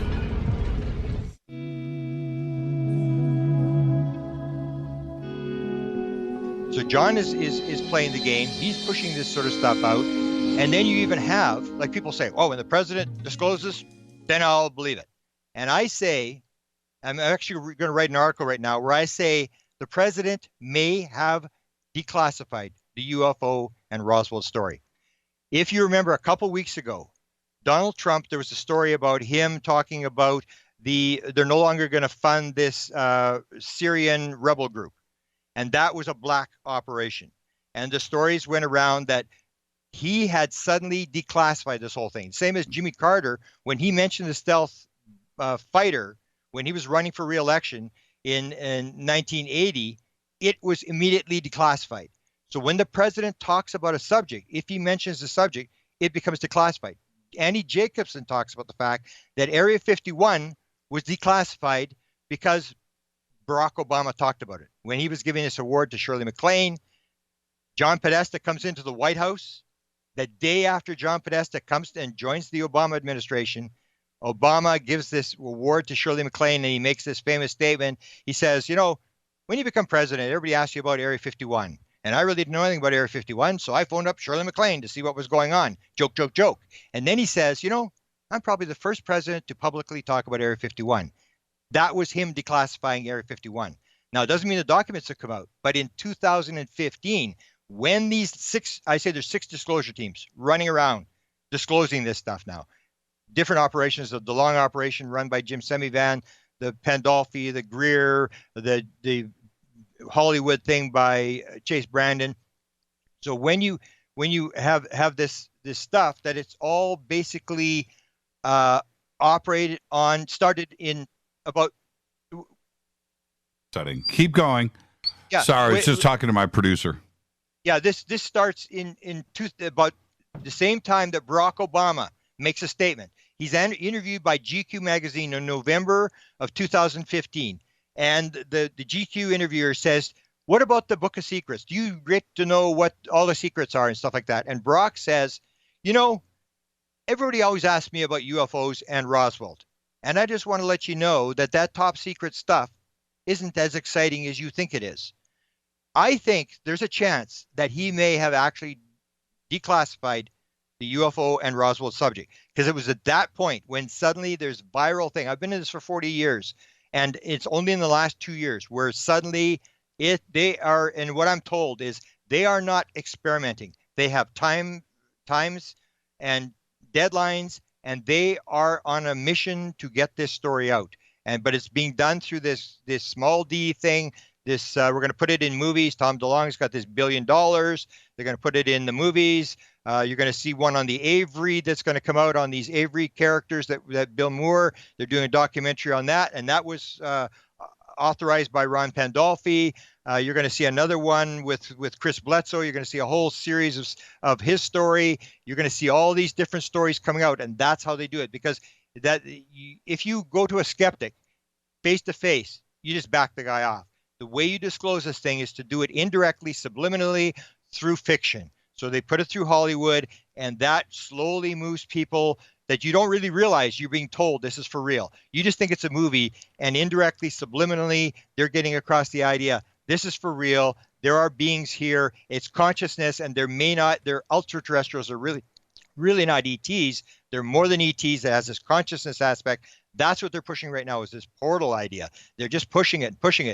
In the last year, that's all you hear about is portals. This idea there's a portal, and there's these actuators and names of people who've got them, and that Joe Firmage, this very rich .com guy who was big time into UFOs in the 1990s, who financed the new Majestic 12 document investigation, $250,000, big time guy, that he's actually back engineered this. He's actually got a portal. He's got a working portal. So this is the kind of stuff that you hear now, these leaked stories. And I've never heard about portals until this last 2 years. They're on a mission from God to, for whatever reason, get this out. And I think it may have to do with Barack Obama in November of 2015, basically talking about UFOs and basically confirming that this is things for real.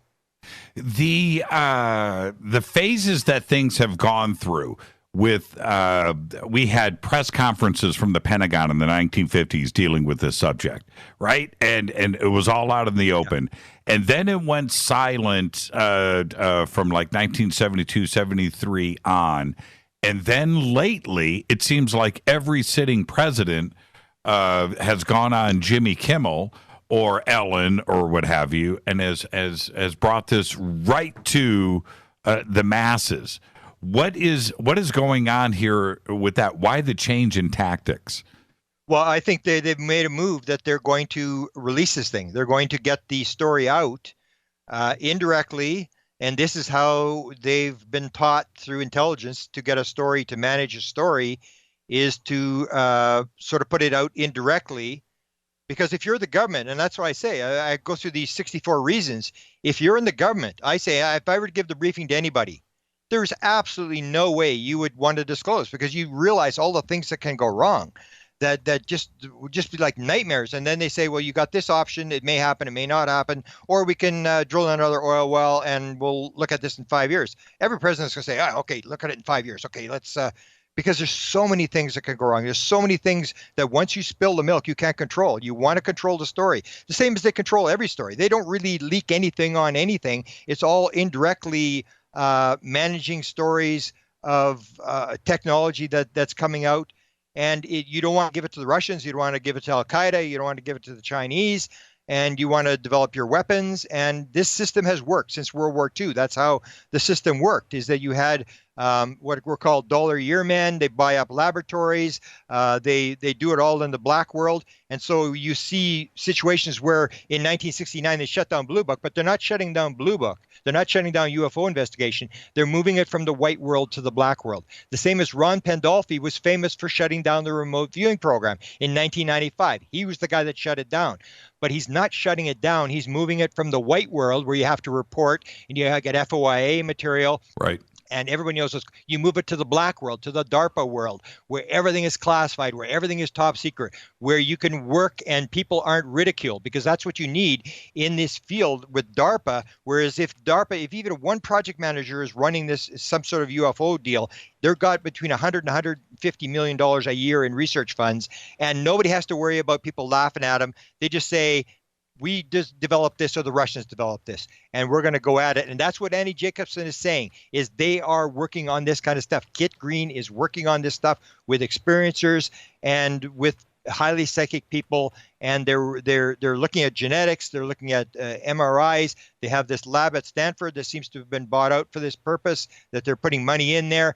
That's how you operate. You don't operate in the white world. You operate it as quietly as you can, but you still have to get the story out, because you don't want people back in 1947 where they suddenly realize this thing's for real, and that the government knew about cattle mutilations all the time, and they knew about this, and they knew about that. They knew about the nuclear weapon thing. You have to indirectly acclimatize the people. That's what the Brookings Institute, and according to Bigelow said there's more than one group that said this, but the Brookings Institute said, you at no way can you disclose this thing. You've got to acclimatize the people. You've got to slowly release it. You cannot drop it on the people.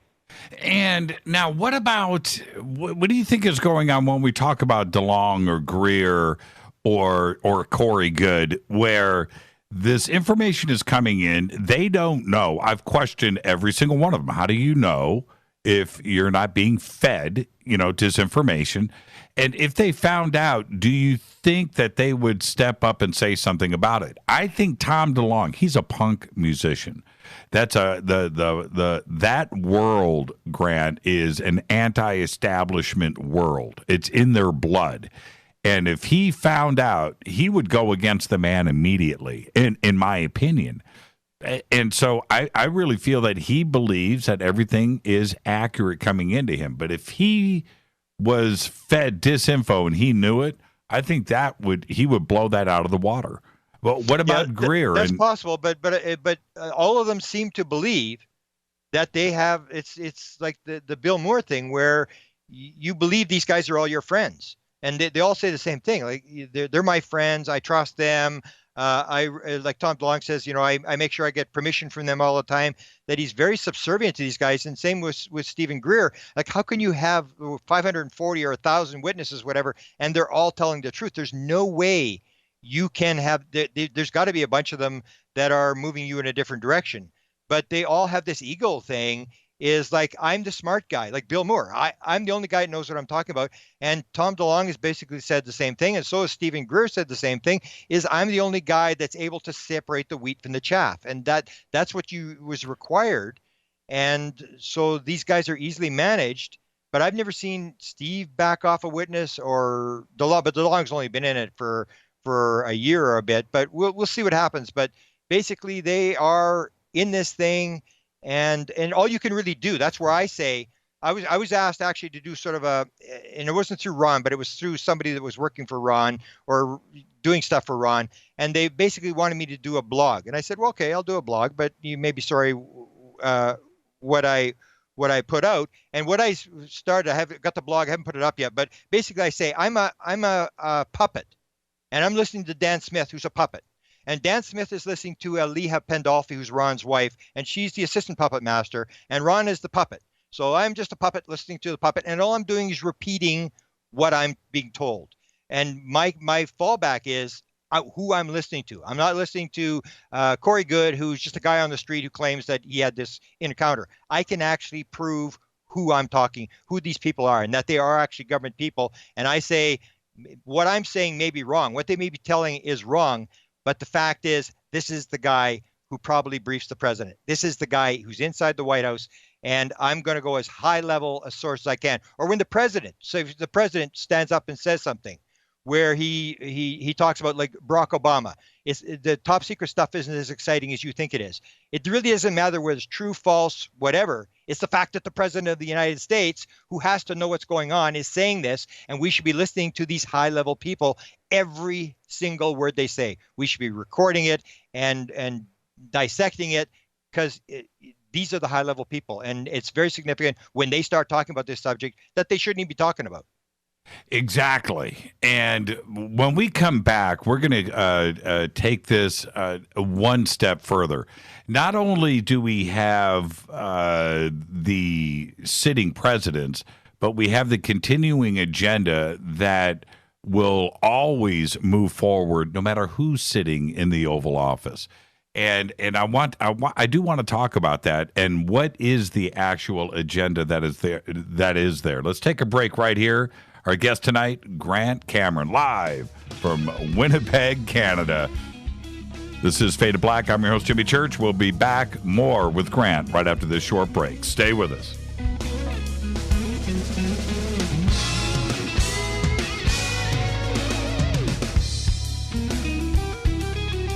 Hi, everybody. This is Rob Halford, the Metal Guard on JimmyChurchRadio.com. This is KGRA Digital Broadcasting Station, Salt Lake City, Utah, Van Buren, Arkansas.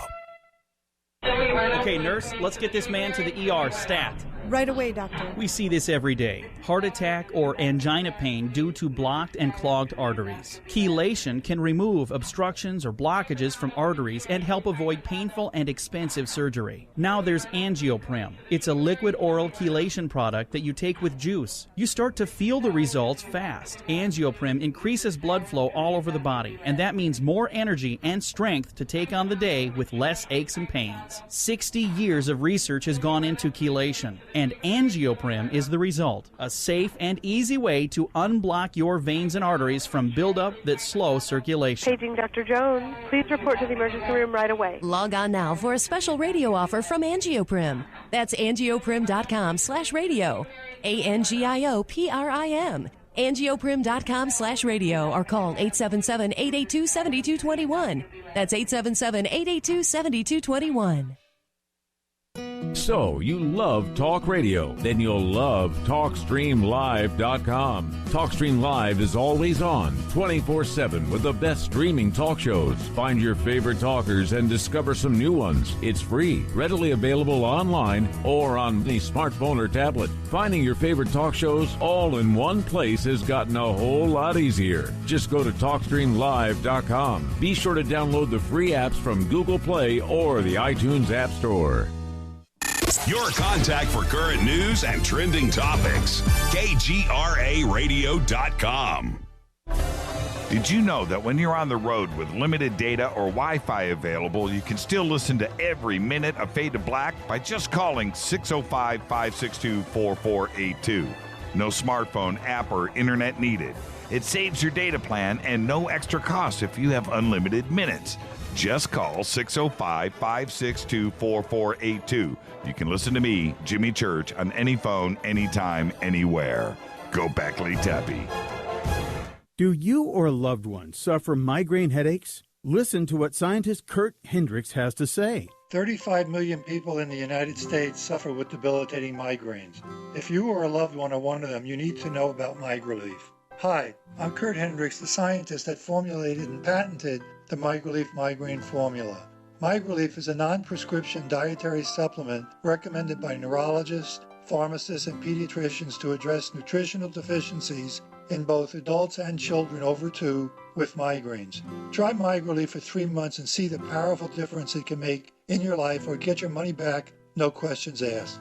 Go to MIG911.com or call 800-MIG-7354.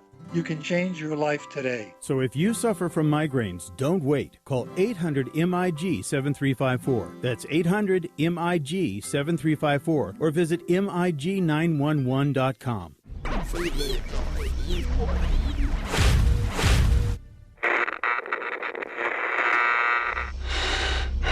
You want to know a secret? I love ponies. I really love ponies. I'm serious. I couldn't to stay sane without ponies to brush. Why fade to black? Because you never got that pony, damn it. This is Fade to Black with Jimmy Church on the Game Changer Radio Network and KGRA, the Global Radio Alliance.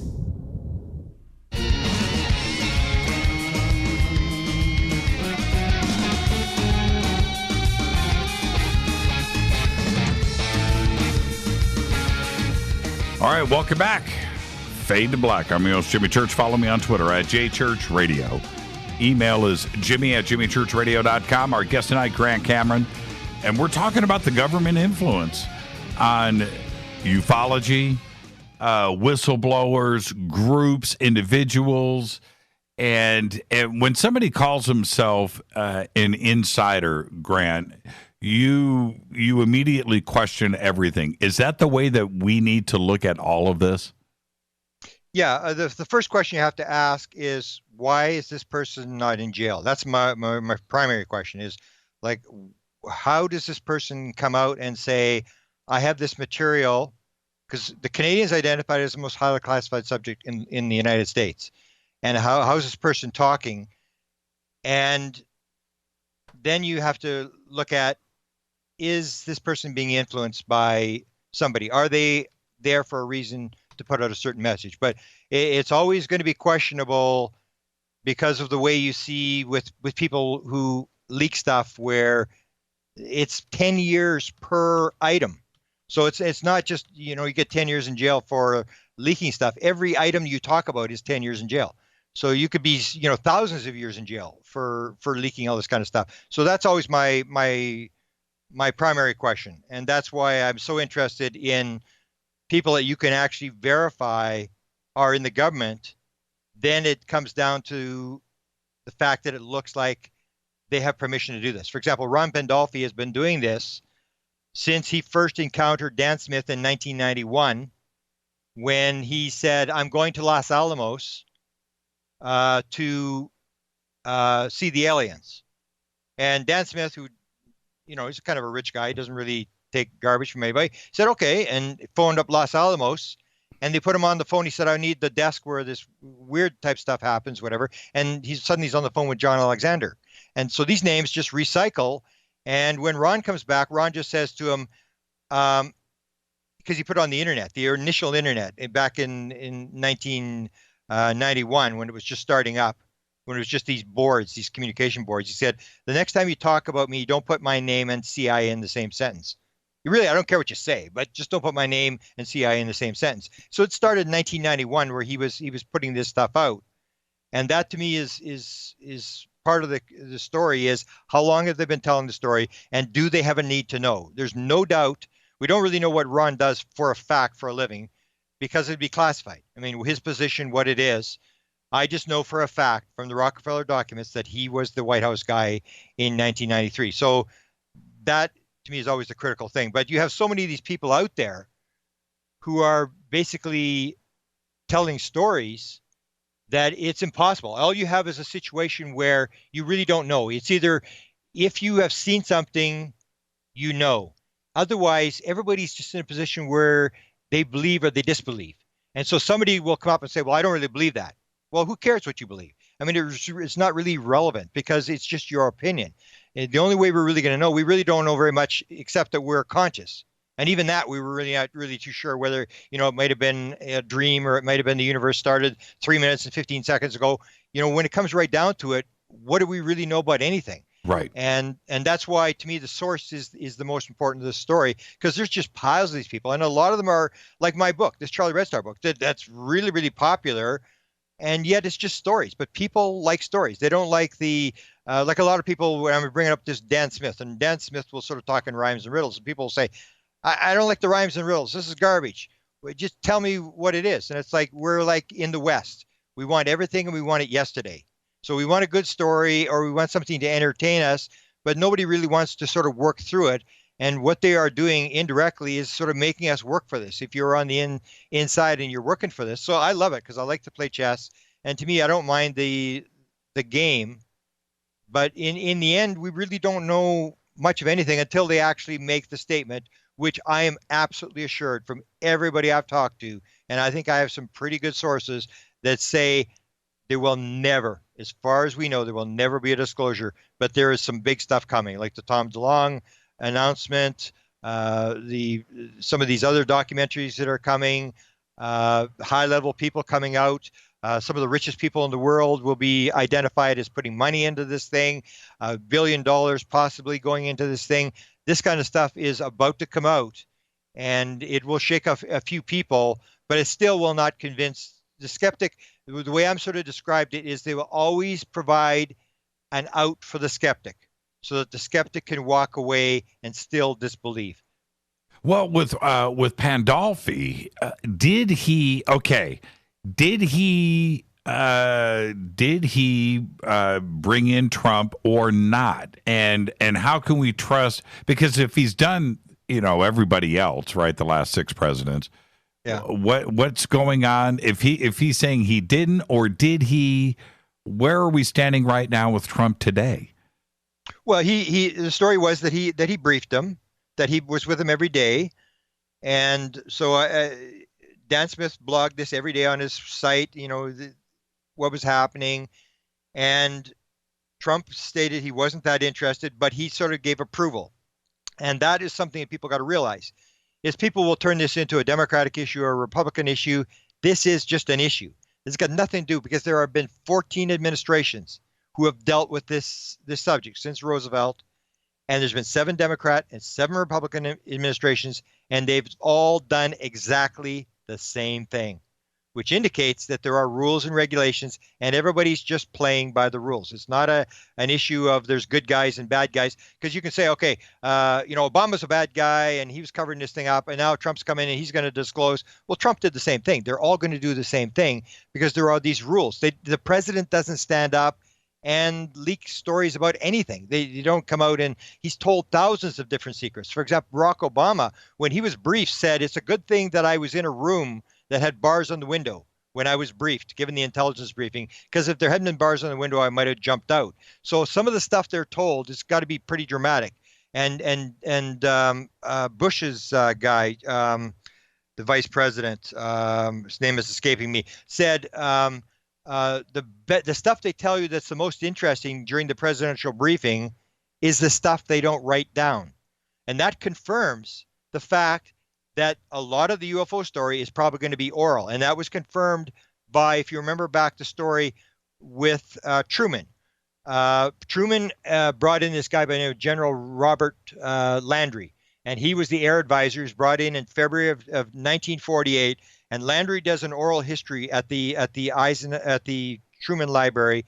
And during that interview, he said when he was brought in, one of the first things that Truman told him as the air advisor was that he was to go to the CIA and he was to get the flying saucer, flying disc stuff, and he was to give him an oral briefing every 3 months. So that would have meant that Truman would have got about 15 to 20 oral briefings until he left office in 1953. But they were all done orally. So in 1948 already, they knew you don't write this subject down. This is so highly classified, it's done orally. It's just passed from one person to another. And that's the key to this whole thing, is that the higher the classification there is, the less people that know. So there may only be 5 people who actually know how all the pieces are put together. There may be a lot of people who believe they know how the pieces are put together, but they're really not on the inner circle. They're on one of the outer circles. And that's how every highly classified program works. It seems like it's run like every other program, and that people on a need-to-know basis, you know what you need to know, and that's how it operates. And the president has ultimate authority. He can sign off, but he has this plausible deniability that he may even say, I really don't want to know about it. And that's what happened with Trump, is that with the last thing we heard about Trump, he was supposed to have this portal that they're called these actuators that are brought out of the portal. And that one was, this is in March of this year, Dan Smith he had gone to an island with Ron. It was I think St. Catherine's Island off of Georgia. And the actuator was there, and it was being taken back to Trump Tower. And the story was that Trump was going to be taken through the portal. And then that didn't happen. And the last thing we heard was that Trump had other things to do, that he really wasn't that interested, that you can go ahead with this sort of gradual disclosure thing, but he's really not going to be hands-on on this thing. He's just not that interested in this subject. And that was the last thing we heard. But definitely in December, you read Dan Smith's blog, he talks about it endlessly. And the other thing that was that Aliha Pandolfi, who's Ron's second wife, who runs these go-to meetings that only 15 people show up, she, according to Dan Smith, according to what Ron told him, was part of the briefing team. That she is very closely connected to the portal. And it's a long story. I don't want to get into it, but it's very complex. But she's a key component to this part of the portal story, and that she was part of the briefing team that talked to Trump about the portal. So here we have somebody who's actually there, and you can go on there, and if you have questions about the veracity of this, or where this is coming from, or why you're doing this, you can actually ask a question on the chat board, and they will read your question, and they may walk around it or whatever. And that was one of the question. We had a conversation about Gaia. I have a good friend who's a producer. He's a Canadian guy who won a couple Emmy Awards, was picked up by Gaia. So I know this guy, and I talked him into this. I said, you got to come to these meetings. You got to watch Pandolfi do this right out in the open. So he went to a couple of these meetings. And one of the stories was that during, after Stephen Greer did his Sirius movie, at the end, there's a source I really don't want to name, but there was about 7 or 8 people in the room when this person identified this, that she said Stephen was very upset that now he had to go back and he had to report to Ron at the CIA UFO desk. So during one of these meetings, this Sid Goldberg, who's the producer at Gaia, asks Ron. Ron is sitting in the background. He's in the room, but he's not on the broadcast. His wife is running the broadcast. So he said, I want to know, does Ron Pandolfi vet Stephen Greer's material? Is he helping Stephen Greer? And you could hear Ron in the background go, what stories? So Sid just repeats the question. He said, does Ron Pandolfi vet Stephen Greer's material? And it was like dead silence for about 20 seconds. And then someone in the room says, I think you just got your answer. And that's the whole thing, is that you can ask these questions. You may not get the answer, but the amazing thing is there's almost no doubt in my mind, unless someone can show me that this guy is not who we say he is, that this guy is running these meetings right out in the open on a go-to meeting, and anybody can go there. I have a list. Anybody wants to get on the list, you can contact me at whitehouseuFO@gmail.com. I'll put you on the list. When they have a meeting, you'll get an email that says, today they're having a meeting. You can go ask whatever questions you want. They're doing it right out in the open. And to me, that's highly significant. Now, maybe it's, we can't really tell. True, false, whatever. It's just this guy, I am absolutely confirmed, is connected to the White House. So the question is, why are they doing this? Wait, do you think Pandolfi was connected to, like, Bill Moore, Greer, of course, Tom DeLonge, other radio broadcasts? He's certainly not connected with me. You and I discussed this before the show. Yeah. But it has been, the progenitor for both Disinfo and Real Information. Well, he's a manager. I would never call it Disinfo. He's a manager. He has people who are, he's contacted, for example, Stephen Greer, Bruce Maccabee, Whitley Strieber, Dan Smith, Rosemary Guiley, Steve Bassett, Colin Andrews. Bill Moore only had one meeting. According to Bill, we contacted Bill because I actually got a contact from a producer who's doing a documentary on the Avery, on this elusive Avery of Bill Moore's. Right. And the guy said to me, he said, U.S. intelligence said I should talk to you. And I said, come on, I'm not even an American. Like, why would U.S. intelligence say to talk to me? Mm-hmm. And he said, well, you know about the Avery. And I said, well, yeah, I know about the Avery because I was with Bill Moore, and I wrote a number of articles and identified who I thought the Avery were and stuff. And nobody really knows who they were because Bill was the only guy that knew what they were. Everybody's made some sort of, mystical thing about these guys. All it was Bill Moore gave all these high-level sources that he had names, bird names, so that when he and Jamie Chandray were talking on the phone, they could talk about these guys so nobody knew who they were. So this guy said, well, you know about the Avery. And I said, yeah. And then I said, for sure, yeah, U.S. intelligence said I should talk to you because I'm doing this documentary on the Avery, and I'd like to pick your mind. I said, okay, whatever you want. I'll answer whatever your questions. And then I got the offer. Okay, I talked to Ron, and he said, you're in. I said, what do you mean I'm in? Well, you can be in on the we have these phone calls. And I said, well, I don't want to be in. And he said, well, yeah, well, you can be in. And then it was like, you can have 100% if you're in, or you can have 10 to 20% if you stay on the outside. And I said, I'll take the 10 to 20% because I know what happened to Bill Moore. I know how the game is played. I would rather be a chess player and try to figure out what's going on than be a chess player, because if I am on the inside, then I can no longer tell Jimmy Church what I know. Right. I want to be able to repeat. I'm like Dan Smith. I hear, I repeat, and that's it. And they know that's how it works. So I hear stuff and I repeat it. If I'm on the inside, I can't talk anymore. And a number of people have been told this. We will tell you what's going on, but then you have to sign your life away. It's not worth that. I really don't care. And I've actually ran up, and this is an interesting story. A number of years ago, I ran up a guy who was connected to the Avery. He wasn't an Avery guy, but he was connected. He knew all the Avery guys. And he phoned me up and he said, have you got Jimmy Carter's phone number? And I said, no, I haven't got Jimmy Carter's phone number. Why would I have Jimmy Carter's phone number? He said, well, you're the president guy. I thought you'd have Jimmy Carter's phone number. I said, no, I don't have Jimmy Carter's phone number. I said, what do you want Jimmy Carter's phone number for? And he said, because I just talked to Bush Sr. and I talked to Gerald Ford. And they were trying to find out about the Holloman Air Force Base film. They were trying to find out where this thing was, because there was a story put out by Senator Dodd that he filed an FOIA and it was in a Navy sink. And nobody could figure out what the Navy sink was. So they're trying to get this thing. And he said, well, I phoned up these two guys and I talked to them. I said, really? And he said, yeah, I have this, whatever it's called, former intelligence officers, this association of former intelligence officers, whatever. And this guy was a member, and so was Bush, and so was Ford. So he phoned him up and he said, did you see the Holloman Air Force Base film? And that's a rumored story that when the president is briefed, he's shown this 15-minute color film of aliens landing at Holloman Air Force Base. And the aliens get out and they are greeted by base officials. And this is part of the presidential briefing. So he said to Bush Sr., he said, did you see the Holloman Air Force Base film? And Bush said, yes, I saw it. And he said, well, was it an A-12? Because there was all these stories being put out. It was an A-12. It was all these counterintelligence things that were being put out. He said, no, it wasn't an A-12. No, it wasn't a psychological operation. No, it wasn't this. No, it wasn't that. I'm not going to tell you what it was, but yes, I saw the film. But I didn't see it as when I was briefed for president. I saw it as CIA director. Then he phones up Ford. And Ford says, yes, I saw the film as well. And I saw it during my presidential briefing. Ford and he said, saw, well, when was... Wait. Ford saw the Holloman film. Yes.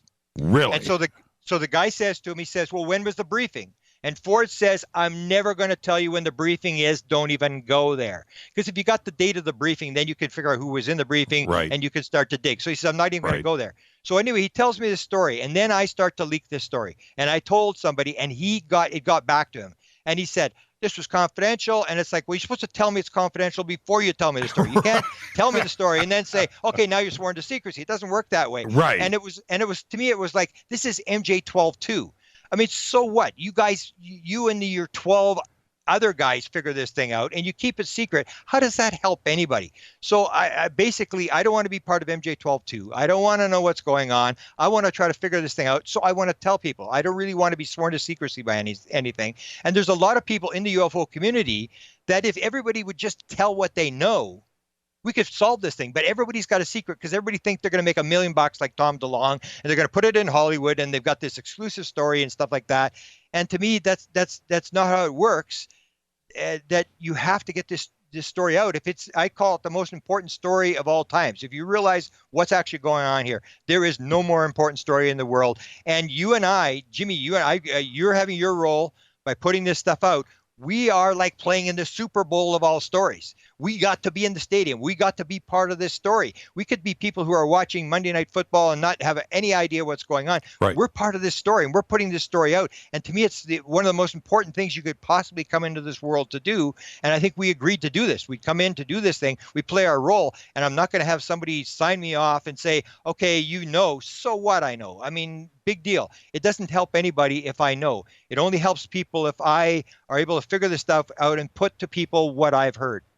Do you think that the aviary, I want to stay on this a little bit, because the aviary, to me, when that was playing out, was some of the best reading ever, right? And I was always waiting for the new posts and the new information.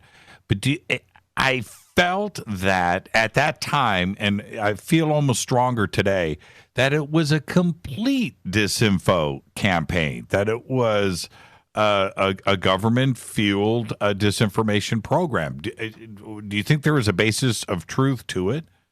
No, the way I saw the Avery, see what the Avery was Bill Moore gave these guys names, and most of these guys didn't even know they were Avery. They had no idea. Like I remember, Scott Jones, right, was with Rockefeller when they did the briefing of the science advisor, right, and he was always rumored to be the Falcon, and that was the big guy. Right. So when Bill Moore came forward and said it was the CIA guy brought out of retirement, which is the pattern, they bring somebody out of retirement. That's what happened with Semivan.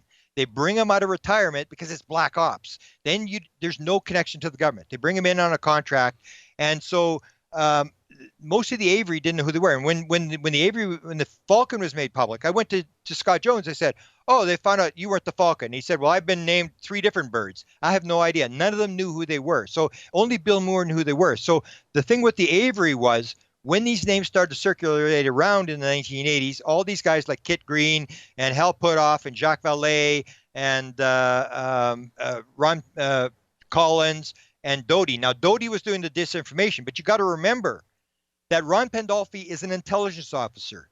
Jim Semivan is an intelligence officer, and Richard Doty is a counterintelligence officer. Right. A counterintelligence officer is there to screw up the mess. So when Benowitz comes out and says he's seeing nuclear weapons over the Manzano weapon storage area, we don't want people knowing that there's a direct connection. That's when I do Charlie Red Star. I do the connection to nuclear weapons. That is one of the key things that they are not going to release. This is classified, is the nuclear weapon connection. They don't want you to know that we're messing up the world, that these nuclear weapons are of great concern to the intelligence. So when Benowitz brings that out, the counterintelligence people, Richard Doty and the rest of the people at Edwards Air Force Base, had to take him down. You cannot get that story. The same as when Linda Howe was doing the cattle mutilation thing in 1983. She is contacted by Richard Doty. She contacts Richard Doty. Right. She wants an interview, and she's doing that cattle mutilation thing. She's done. She's won the Emmy Award. She's in Denver. She wins the Emmy Award in Denver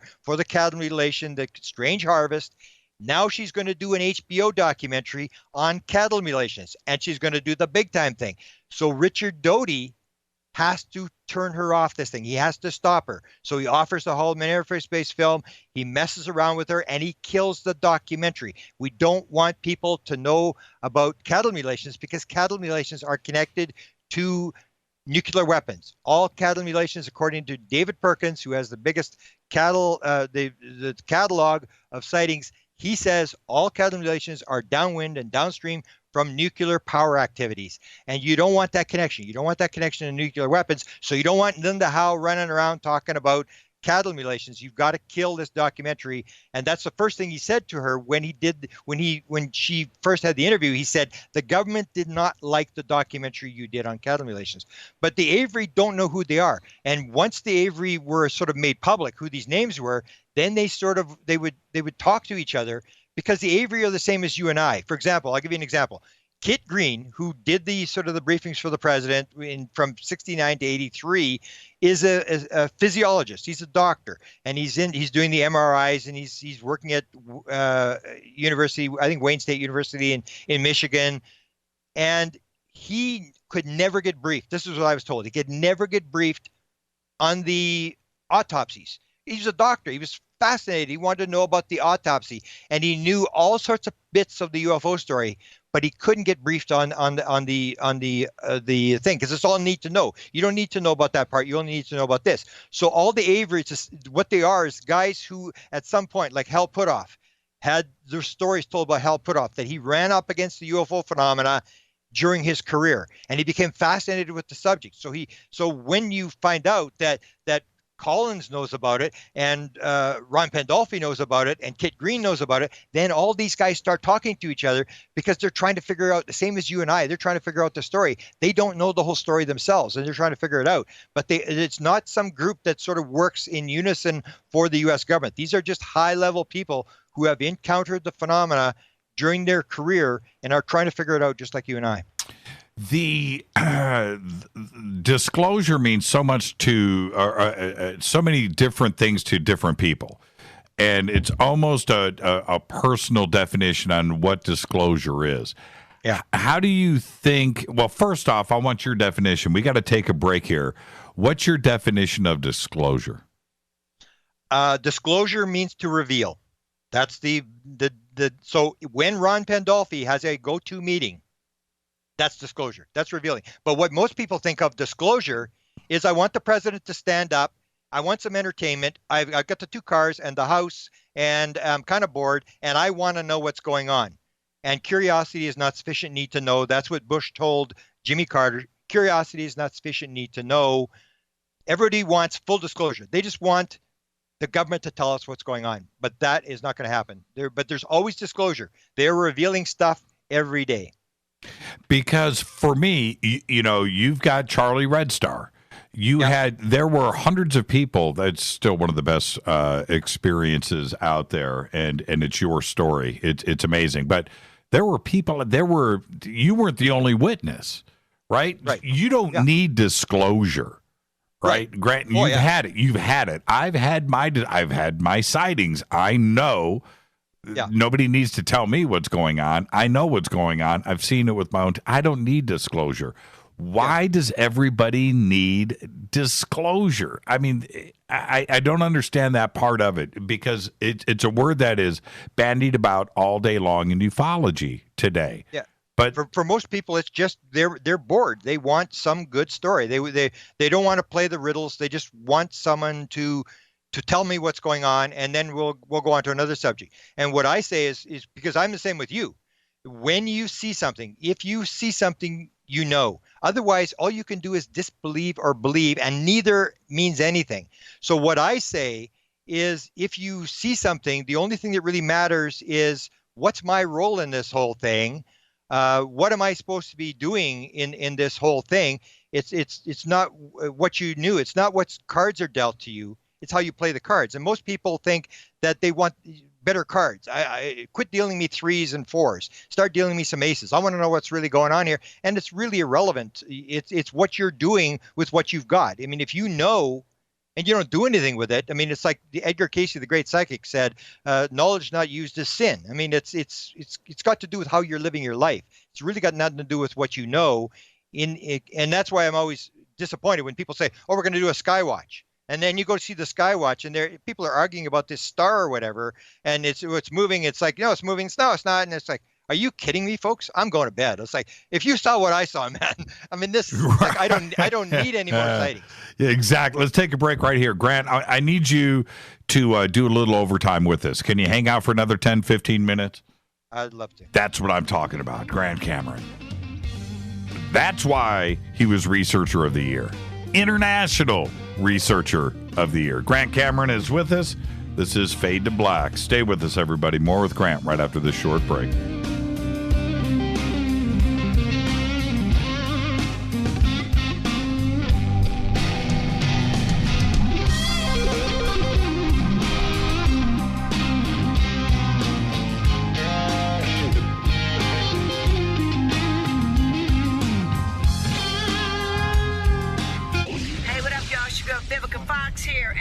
Listen to my boy, Jimmy Church, on JimmyChurchRadio.com. Despite popular opinion, reading a book will not make you smarter. But listening to Jimmy Church will. So you went to dinner last night, you had your favorite pasta. Ugh. Or maybe you had a heavy, spicy meal and it left you. Ugh. Get the tea.com. Maybe you mowed down a huge steak and your plumbing is all plugged. Ugh. Get the tea.com. Our super strength tea will take care of your occasional ugh. It's all organic and non-GMO. Get rid of ugh. We have so many great supplements, but our super tea is number one. GetTheT.com. That's GetTheT.com. So, you love talk radio? Then you'll love TalkStreamLive.com. TalkStream Live is always on, 24/7 with the best streaming talk shows. Find your favorite talkers and discover some new ones. It's free, readily available online or on mobile with any smartphone or tablet. Finding your favorite talk shows all in one place has gotten a whole lot easier. Just go to TalkStreamLive.com. Be sure to download the free apps from Google Play or the iTunes App Store. When you take the beans from Central America with dashes of Indonesian and African mixed in and then roast it to the dark side of fade to black, you create the ultimate brew of fringe. Introducing the Fade to Black blend from River Moon Coffee. Yes, River Moon's darkest customized roast was created for the love of Fade to Black. The alchemy of masterful roasting and smoking the beans is in every sip of this full-bodied, dark Java. I need my coffee dark, deep, with distinct bittersweet chocolate highlights, just like the bunker. Leaning further into the darkness of the roast is Fade to Black blend from River Moon Coffee. Just click on the banner at jimmychurchradio.com and use the promo code F2BBLEND for 15% off of your order today. Go Beckley Teppy. What's up, Fadernauts? Studio Dome loves Fade to Black and the F2B audience so much that they have put together the ultimate stereo Bluetooth system. They've done it just for you. Man, check this out. The Studio Dome SBB2 stereo system is here. It's featuring two Studio Boombox 2 SBB2 wireless Bluetooth speakers, packed in its own custom hardshell case. This Studio Dome system features the very latest in stereo Bluetooth technology. The two full-range boomboxes are in true wireless stereo. You've got to hear this. It's amazing. It's just $129 and use the promo code JCRTWS and you'll also get free shipping. It's simple. Just go to jimmychurchradio.com, click on the Studio Dome banner. Go Beckley Teppy.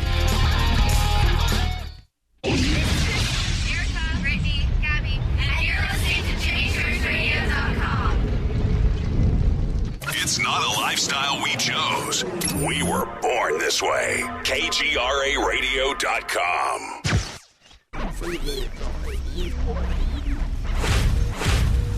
This is KJCR at JimmyChurchRadio.com.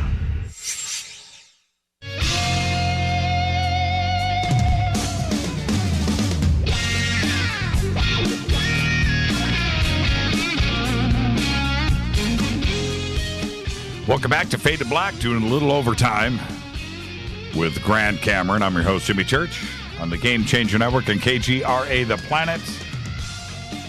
Now, Grant, something that you didn't know about tonight. Our stream, this is what's really strange. Our stream out to the network was messed with for about a half an hour. And all other ins and outs here at the studio, our connection, our communication, everything else was fine. And as soon as we started dropping names and we're going straight at the CIA and talking about the White House, the stream started to get interrupted. You and I didn't. I immediately clicked over to backups. We have everything being recorded and there's backup to the backup. And the show will always be archived in its entirety. But the radio audience was, and it was, I've never seen it like that. I've never seen the stream interrupted. Very, very, very strange. But, you know, I acted like there was nothing going on. And you and I continued the interview because I knew that everything was being recorded and backed up, and we would have the whole show up afterwards. And for the last hour, everything has been fine. Very strange. Very, very, very strange. I call it entertainment. You know, that's a good item. That's a good thing. to have happen because, once you talk about it and I talk about it on Facebook, now everybody's going to listen. Yep. They're going to go like, it's like this thing about, Dan Smith put this thing about this John guy. There's a guy connected to Ron Pandolfi. He's an ex-Marine guy, and he never talks and never says anything. And they put out a posting this morning that said, what did John say? Ron said that John said something very significant that nobody picked up on. And so then everybody's trying to figure out what it is. And that's it's like the little hook that, I mean, if they thought that was going to sort of disrupt everything, all it does is make more people eager on it. I remember I did an interview. I mean, if you remember Jerry Pippin years ago, I did an interview when I released the book UFOs, Area 51 and Government Informants. Right. When Jerry was broadcasting that, the producer out of Chicago said there was 6 people the CIA had logged in, and then suddenly half an hour later, 2 other people had logged in, and Jerry said, "Come on, guys, don't just log in.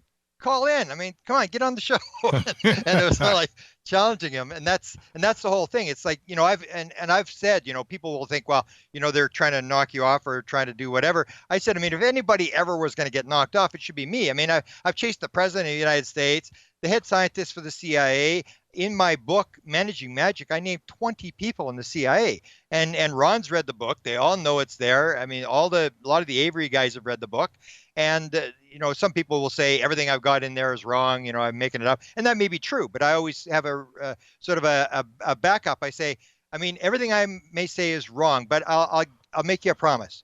You give me a full interview under oath, all you guys, and you give me the documents, and I'll correct everything.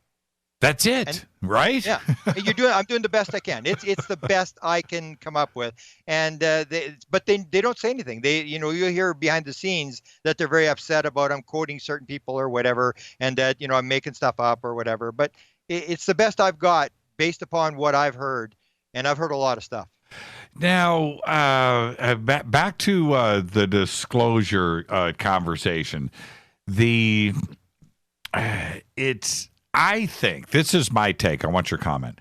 I think the disclosure that everybody wants and needs is going to be an accident when it happens. I think it'll be something outside of our circles. It could be a WikiLeaks dump. It could be a government hack. It could be, somebody going after files and then they, looking for something else and gets a data dump of this, and then it goes out onto the net.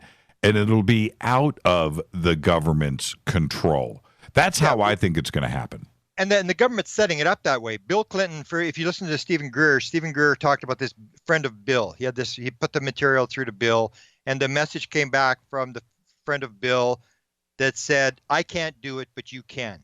And Stephen said, "Well, I'm just an emergency room doctor. The president's got to do it." And he said, "No, the president's afraid he's going to end up like JFK." But this story I've heard numerous times. We can't do it, but you can. James Fox was told this, and so was Stephen Greer. When they went up on the Hill to these various senators and congressmen, they said, "We need some cover. We need you to provide us some cover. As long as there's only like you, me, and a couple thousand people who are really into this and know what's going on, there's really no cover. I mean, it's like a death issue." That I think it was Fox was told, "Once you get the parade going, we'll lead the parade, but we need some cover." And so that's the way they've sort of set it up, is for us to try to force them. But it almost has happened a number of times. And that's why I say, like, a lot of people say, well, when the president discloses. Well, Truman said after the overflight of 1952, and we've got it on video, and I've played it during presentations. He said, yes, we discussed that subject at every meeting that we had with the military. There was lots of those things going on at that time, flying saucers and the like. Ronald Reagan, after E.T. was screened at the White House, 39 people there, George Bush, the ambassador to Great Britain, 2 astronauts, head of NASA, all these 39 people were in the room. According to Steven Spielberg, we got on tape, Ronald Reagan stood up. He looked around the room like he was doing a head count. And he said, "Stephen, we'd like to thank you for bringing E.T. the extraterrestrial to the White House. And I'd just like to say that there are probably only a couple of people in this room that know that everything that was on that screen is absolutely true." And Spielberg said he said it without smiling. So you get these situations where the president says it and nobody picks up on it. But it almost happened last May. And this happened with Hillary Clinton. Hillary Clinton started talking. And again, Hillary Clinton never brought up the subject, but she answered 3 questions. And the way it started was John Podesta said to Lena Dunham, next time ask her about the aliens. And they were trying to get somebody in the media to ask Hillary about the aliens. And every time Hillary would talk about it, and she's talked about the Rockefeller Initiative, she's been very open every time she's been asked about it, but she's never brought up the subject. So you get Hillary in this situation where she's talking about it. And then what happens is on May the 10th, 2016, the New York Times does a straight up piece on UFOs, on Hillary talking about disclosure. No little green men, no laugh, laugh, laugh. It was a straight up piece. And the next day, it went viral in the White House press room. And there was 3 people that asked questions. And they asked it to the press secretary. And they said, Hillary Clinton said she's going to disclose. Is this thing for real? Is this story for real? And they're asking the White House press secretary. And he says, well, I just want to let you know, I don't have that tab in my briefing book. I wasn't briefed on that, but the president has jokingly indicated that he has access, that his job gives him access to that kind of material. You should ask him.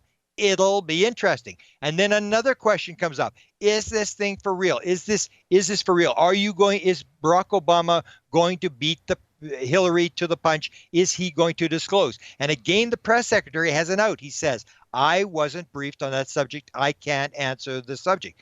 And then on the 16th, this African-American reporter, I can't remember her name, stands up and she says, what about Roswell? Is this classified? Are you keeping this secret? And again, the White House guy starts taking a drink of water. And she says to him, look, you're doing the dance. You're getting a drink of water. You're trying to figure out how you're going to walk around my question. And you have this situation where suddenly the White House press people suddenly wake up and they realize Hillary's talking about this thing. This thing's for real. The only thing that saved disclosure, the only thing that saved the president is that Barack Obama was in Japan at the time. He wasn't there. If that question had been put to the president, he would have been confronted. But the president has never been confronted with the question on a serious basis, because everybody thinks it's the cabal. Everybody thinks it's the Wizard of Oz. Everybody thinks the president doesn't know what's going on. And so nobody asks him the question. If he were to get the question, and that's what happened with the GQ magazine, where they ask him indirectly ask him the question, and Barack says, oh, it's for real, and it's not as exciting as you think it is. And then I say the GQ magazine guy, he either fell asleep or had a stroke. Right. Because his very next question was, would you like to be a Supreme Court justice? Like, he just handed you the story. Right. And nobody picks up on the story. So it's not so much the fact that the president is putting it out, it's that the media is in a situation where, if you remember back during the Clinton administration, when Hubble talks about the fact that when Bill was elected, not when he was president, but when he was president-elect, he said to Hubble, if I put you over there in justice, I want you to find out the answer to 2 questions. Number 1, who killed JFK? And number 2, are there UFOs? And so when Hubble leaves the White House, he puts this in this book, Friends in High Places. And he tells a story about Clinton sending him out for this mission, and he tries to get stuff, and he's not able to get anything. He runs up against this brick wall or whatever. So he puts the story out. The day the book comes out, a girl by the name of Deborah Orrin from the New York Post, which is a conservative newspaper, so she's no friend of the Clintons. She ran a bunch of Monica Lewinsky stories. She asked the question. She said, okay, Webster Hubble puts this out in his book, and he said that the president sent him. Did he send him out to look for UFOs? And the press secretary walks around it. He says, "Oh no, we gave that to the alien. There's this alien from the Weekly World News. That was his job. We gave that job to him." Right. So she comes with a follow up, and she says, "Is it true what Mr. Hubble writes in his book?" And the press secretary says, "We are not going to make comments on what private people put in their private books." And Deborah Orrin, in a later interview, says, I sat there and waited for someone else in the White House press corps to ask a follow-up question, and they all rolled over and played dead because they were afraid to lose their credentials. And that's the whole deal. You work your way up through the media, through the little agencies, and you go up, and suddenly you're in the White House. You are suddenly the reporter in the White House, the national reporter, and nobody's going to ask the dumb UFO question. And that's what stops it. It's not so much that they're not giving you the leads, is when they give the leads, the media still is reticent to deal with the story, or they're in the bag with the CIA or whoever, that they're told do not run with that story, which we've heard a number of times. There are probably 10 or 12 living still directors of the CIA that are, they're alive right now. Yeah. Why not confront them and contact them? And it seems like they've been yapping pretty well lately. That documentary on Stuxnet was absolutely extraordinary. And they were willing to talk about a lot of black projects. Why not hit up one of these ex-directors of the CIA? Oh, excellent question. And that's the $64,000 question. Why are they not asking this? I remember Billy Cox. If you remember Billy Cox, he worked for the Tampa Tribune, and he had done UFO stories with me back in the 1970s on Ronald Reagan, the alien invasion stuff. So I'd known him for a long time. And so the Chase Brandon story comes forward. And this is the one I say. Chase Brandon comes forward, and Huffington Post runs the story, and they have 7 million hits the first day on their story. And this is a big story. And then they're doing a second interview with Huffington Post. He's having an interview. And I say, okay, we need to know, ask Chase Brandon, what was the CIA reaction? What did they ask him? Because he said, it was these files. Did they go looking for the files? Because the CIA put out the story. We can't find the files that Chase Brandon is talking about. So did they talk to him? So I talked to the reporter at the Huffington Post, and he said, oh, well, he's off the record. We're just going to have a couple of beers. I said, are you serious? You've got this story. You've got this guy, this high-level second most powerful guy to talk publicly on behalf of the CIA, and you're going to have a couple of beers with the guy? And Chase Brandon basically walked back into the shadows, and nobody ever talked to him again. I'll give John Alexander credit. He filed an FOIA to find out what was going on. But Chase Brandon, what's Chase Brandon doing today? He's an advisor. He's a private advisor to Hollywood. He's doing the same job he did back in the day with the CIA. Now he's just black CIA. He's doing it on his own. He's under contract. Nobody knows. And that may be where the portal stories are coming from. That maybe Chase Brandon. So Chase Brandon gets to walk into this thing, go on coast to coast, tell the story, and then walk back in the shadows, and nobody even chases him there. He's walked around. Nobody's asked him anything in the last 5 years or how this thing worked out. But I remember there was a CIA director when that story broke. Billy Cox had a CIA director, Gates, and Gates was always said to be part of the Avery. He was one of the birds of the Avery. Right. And he and Henry Kissinger had been trying to get this thing out in 1991 under Bush. They were trying to disclose. So Gates was one of the guys, and Gates appears in Florida. And Billy Cox said, here's Gates. He said, okay, Chase Brandon came. He said, and he was talking about this UFO in Roswell. And Billy Cox told me, he said, I could feel the reporters moving away from me I was asking the question. Right. And all Gates said was, I know Chase very well. He did some very interesting work, and I really can't comment on that story. And that's how he walked around the whole thing. But Billy said you could see the reporters. I mean, it was like, holy cow, this guy's asking you, get away from this guy. And but the story doesn't go anywhere. They can walk around it, and you basically get like Deborah Orrin. You get your one shot. They walk around the question, and then what do? How do you get to them? Like I had, Dick Cheney. I asked him. Nobody's asked him a question on UFOs on the record, and that's the whole thing. If you can get one of these guys on the record, if you can have that's where they're going to stop a congressional investigation, is because then everybody's on oath, and then it all unravels.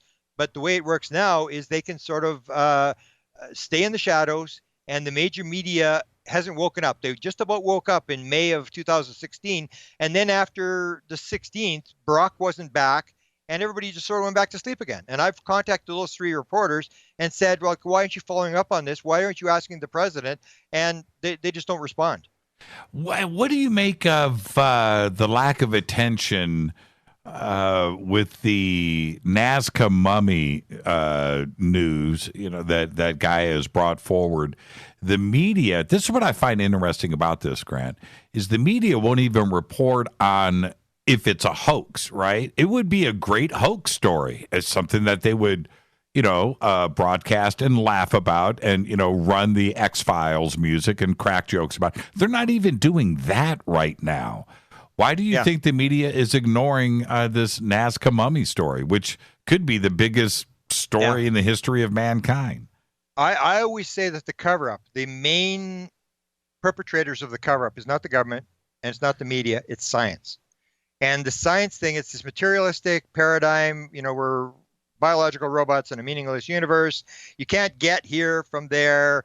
This is totally impossible. And nobody's going to go on the record because you're going to lose your funding, you're going to lose your job. Anybody who believes this is going to stay very quiet. And so if you're going to do the story, it's the weird, alien story. And nobody really wants to touch it. You're not going to have any scientists who are going to comment on it. And it's seen to be the sort of the goofy story that nobody wants to touch. And everybody wants to be the cool guy. It's like the ego thing. Everybody wants to be the reporter, like at the White House. You want to ask the question about the economy of Hong Kong or something like that. You want to ask some smart question. You don't want to be the guy that asks the UFO question because with Billy Cox, everybody sort of moves away from you when you start to ask it. So that's the thing. To me, it's a big story.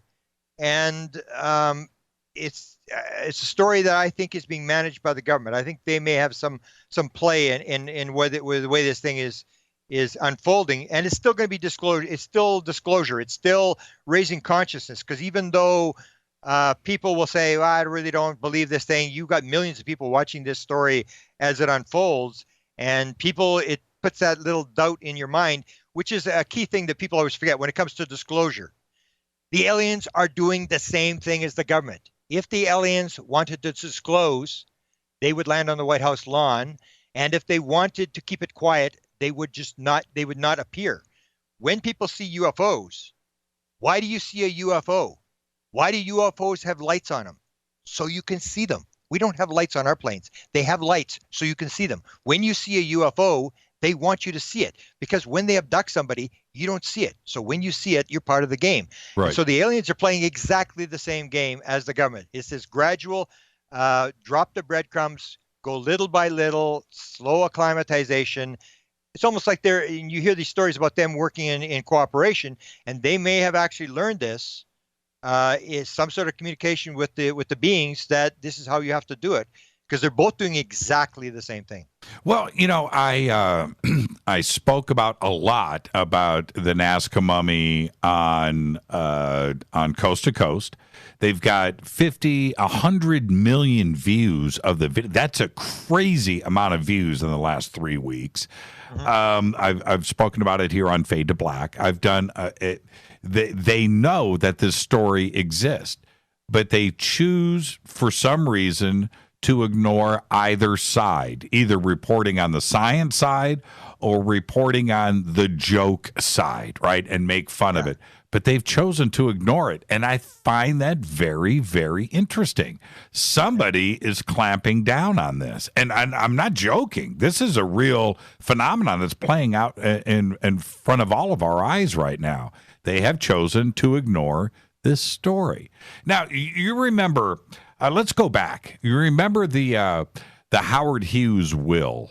Remember that? The hoax? Yeah. That was 6 months of the laughing hoax story that the media played out back then.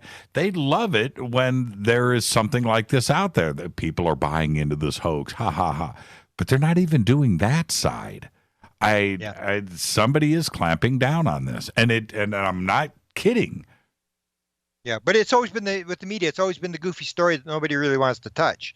I mean, if you were to get, I think the critical thing is, if you were to get a major scientist to make a comment on it, then they would sort of cover that. Because in a lot of cases, they are looking for the out. They're looking for some sort of way to do this. And this is one of the disclosures that's come up, was this idea that they're going to make some sort of Bigelow talks about this. They're not going to disclose, but they're going to confirm. And one of the ideas is that they're going to do this announcement where we've discovered extraterrestrial life out there. Now, that's different than it being here. Right. Because it's one thing to say it's out there. It's another thing to do what Hillary Clinton said, which a major statement that she made, they may already be here. Right. That's a big statement. So when you see what happened with the 1996 with the Mars meteorite thing, now you have the Mars is making these announcements on this and whatever. When that Mars meteorite came out in 1996, Bill Clinton grabbed that meteorite and he had the news conference on the south lawn of the White House, because they are looking for anything to get out of this situation, some sort of a climatization thing where they move it there. So if you can get some sort of major confirmation, figure to comment on the story, like I don't know who you'd get, but some major, then it's the story becomes the person. And with the Howard Hughes thing, you have a person who becomes the story. But there's so many of these stories. Like as I said, when you have the president 3 times stands up and basically says this thing's for real, or when Barack Obama goes on, Kimmel, or all these people that are on Kimmel, and nobody picks up on this either, where Bush says, I ain't saying nothing. He's basically confirming it. Or if you saw the Ben Hansen review of the Barack body Obama language, interview, yes, where he's hyperventilating. He's right. breathing 42 times a minute when he's asked, what did you do? And he said, I can't say anything. And that's basically the answer. He's classified. He can't talk about it. And you have this sort of story, and you figure like, well, that should go viral. I mean, Barack basically confirms it. Or when he tells this little 6-year-old kid, and Ben Hansen does the review. I tried to got Ben to do that review of that little 6-year-old kid on Ellen's show, and they're reading off cue cards, and it's very obvious that he planned this whole thing. Yep. And I went to the little kid's parents, and they wouldn't talk. I contacted them. Was this question planned? Did Barack set this thing up for this kid to ask this UFO question? And nobody touched that story either. So they've dropped all these stories, and to me, it's always this sort of the goofy sort of thing. You can do a sighting story or a local story, but when it gets to the national media, all these stories die out in the national media. Thank you so much, Grant. I asked for 10 minutes. You gave me 30. Thank you so much. I can always talk. You know that. Yeah, you're the absolute best. Now, are you going to be speaking? You got another book coming out? What's going on? Well, I have the Charlie Red Star book, which is out in a couple of weeks in the States. I'm doing an interview I'm doing a lecture at IONS, which is going to be the consciousness thing. I'm going to deal with the what is reality all about, and what's the connection to the UFO phenomena, and what should we be looking for in terms of understanding what's actually going on, who these beings are, what they're doing here, what's the message, stuff like that. I'm doing 2 lectures in England next year. I'm doing Cleveland, Ohio in September, doing Minnesota in September. So that's basically what I'm doing. And then I have the music book coming out. But I've held that's been finished for a year. But I do the connection. You and I talked about this before. I do all the people who have been abducted, musicians, bands like the Moody Blues who were abducted. And I have a new one out of Canada, 1972, an entire band that was abducted. And that's a bizarre story. So the music book is coming out where I have the connection between ETs and music, which is a fascinating story. Thank you so much, Grant. Be safe out there. And after this show tonight, they will be watching you. Okay? So, behave and be well, Grant. Thank you so much. Thank you, Jimmy. You got it. Grant Cameron, everybody. Presidential UFO is the website. Wow, what a show tonight. And yes, it's all been saved. Don't you guys worry. The man will never, ever, ever stop the information from this show. I'm your host, Jimmy Church. Fade to Black's executive producers, Rita Kamarian. Shows produced by Hilton J. Paul, Mark T. Kovar, LJ3, Renee Jonas. Thank you, Dennis. Thank you, Bob. Announcers are Steve Harder, Gene Vito, and Mark D. Kovar. Fady Bidell. Webmaster is Drew the Geek. Music, Doug Aldrich. Intro, Spaceboy, spaceboymusic.com.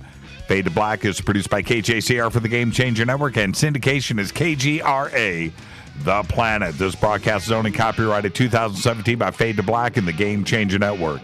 It cannot be rebroadcast, downloaded, copied, or reused anywhere in the known universe without written permission from Fade to Black or the Game Changer Network. I'm your host, Jimmy Church. Tomorrow night, Don Schmidt, right here on Fade to Black. Until then, everybody be safe. Go Beckley Tappy.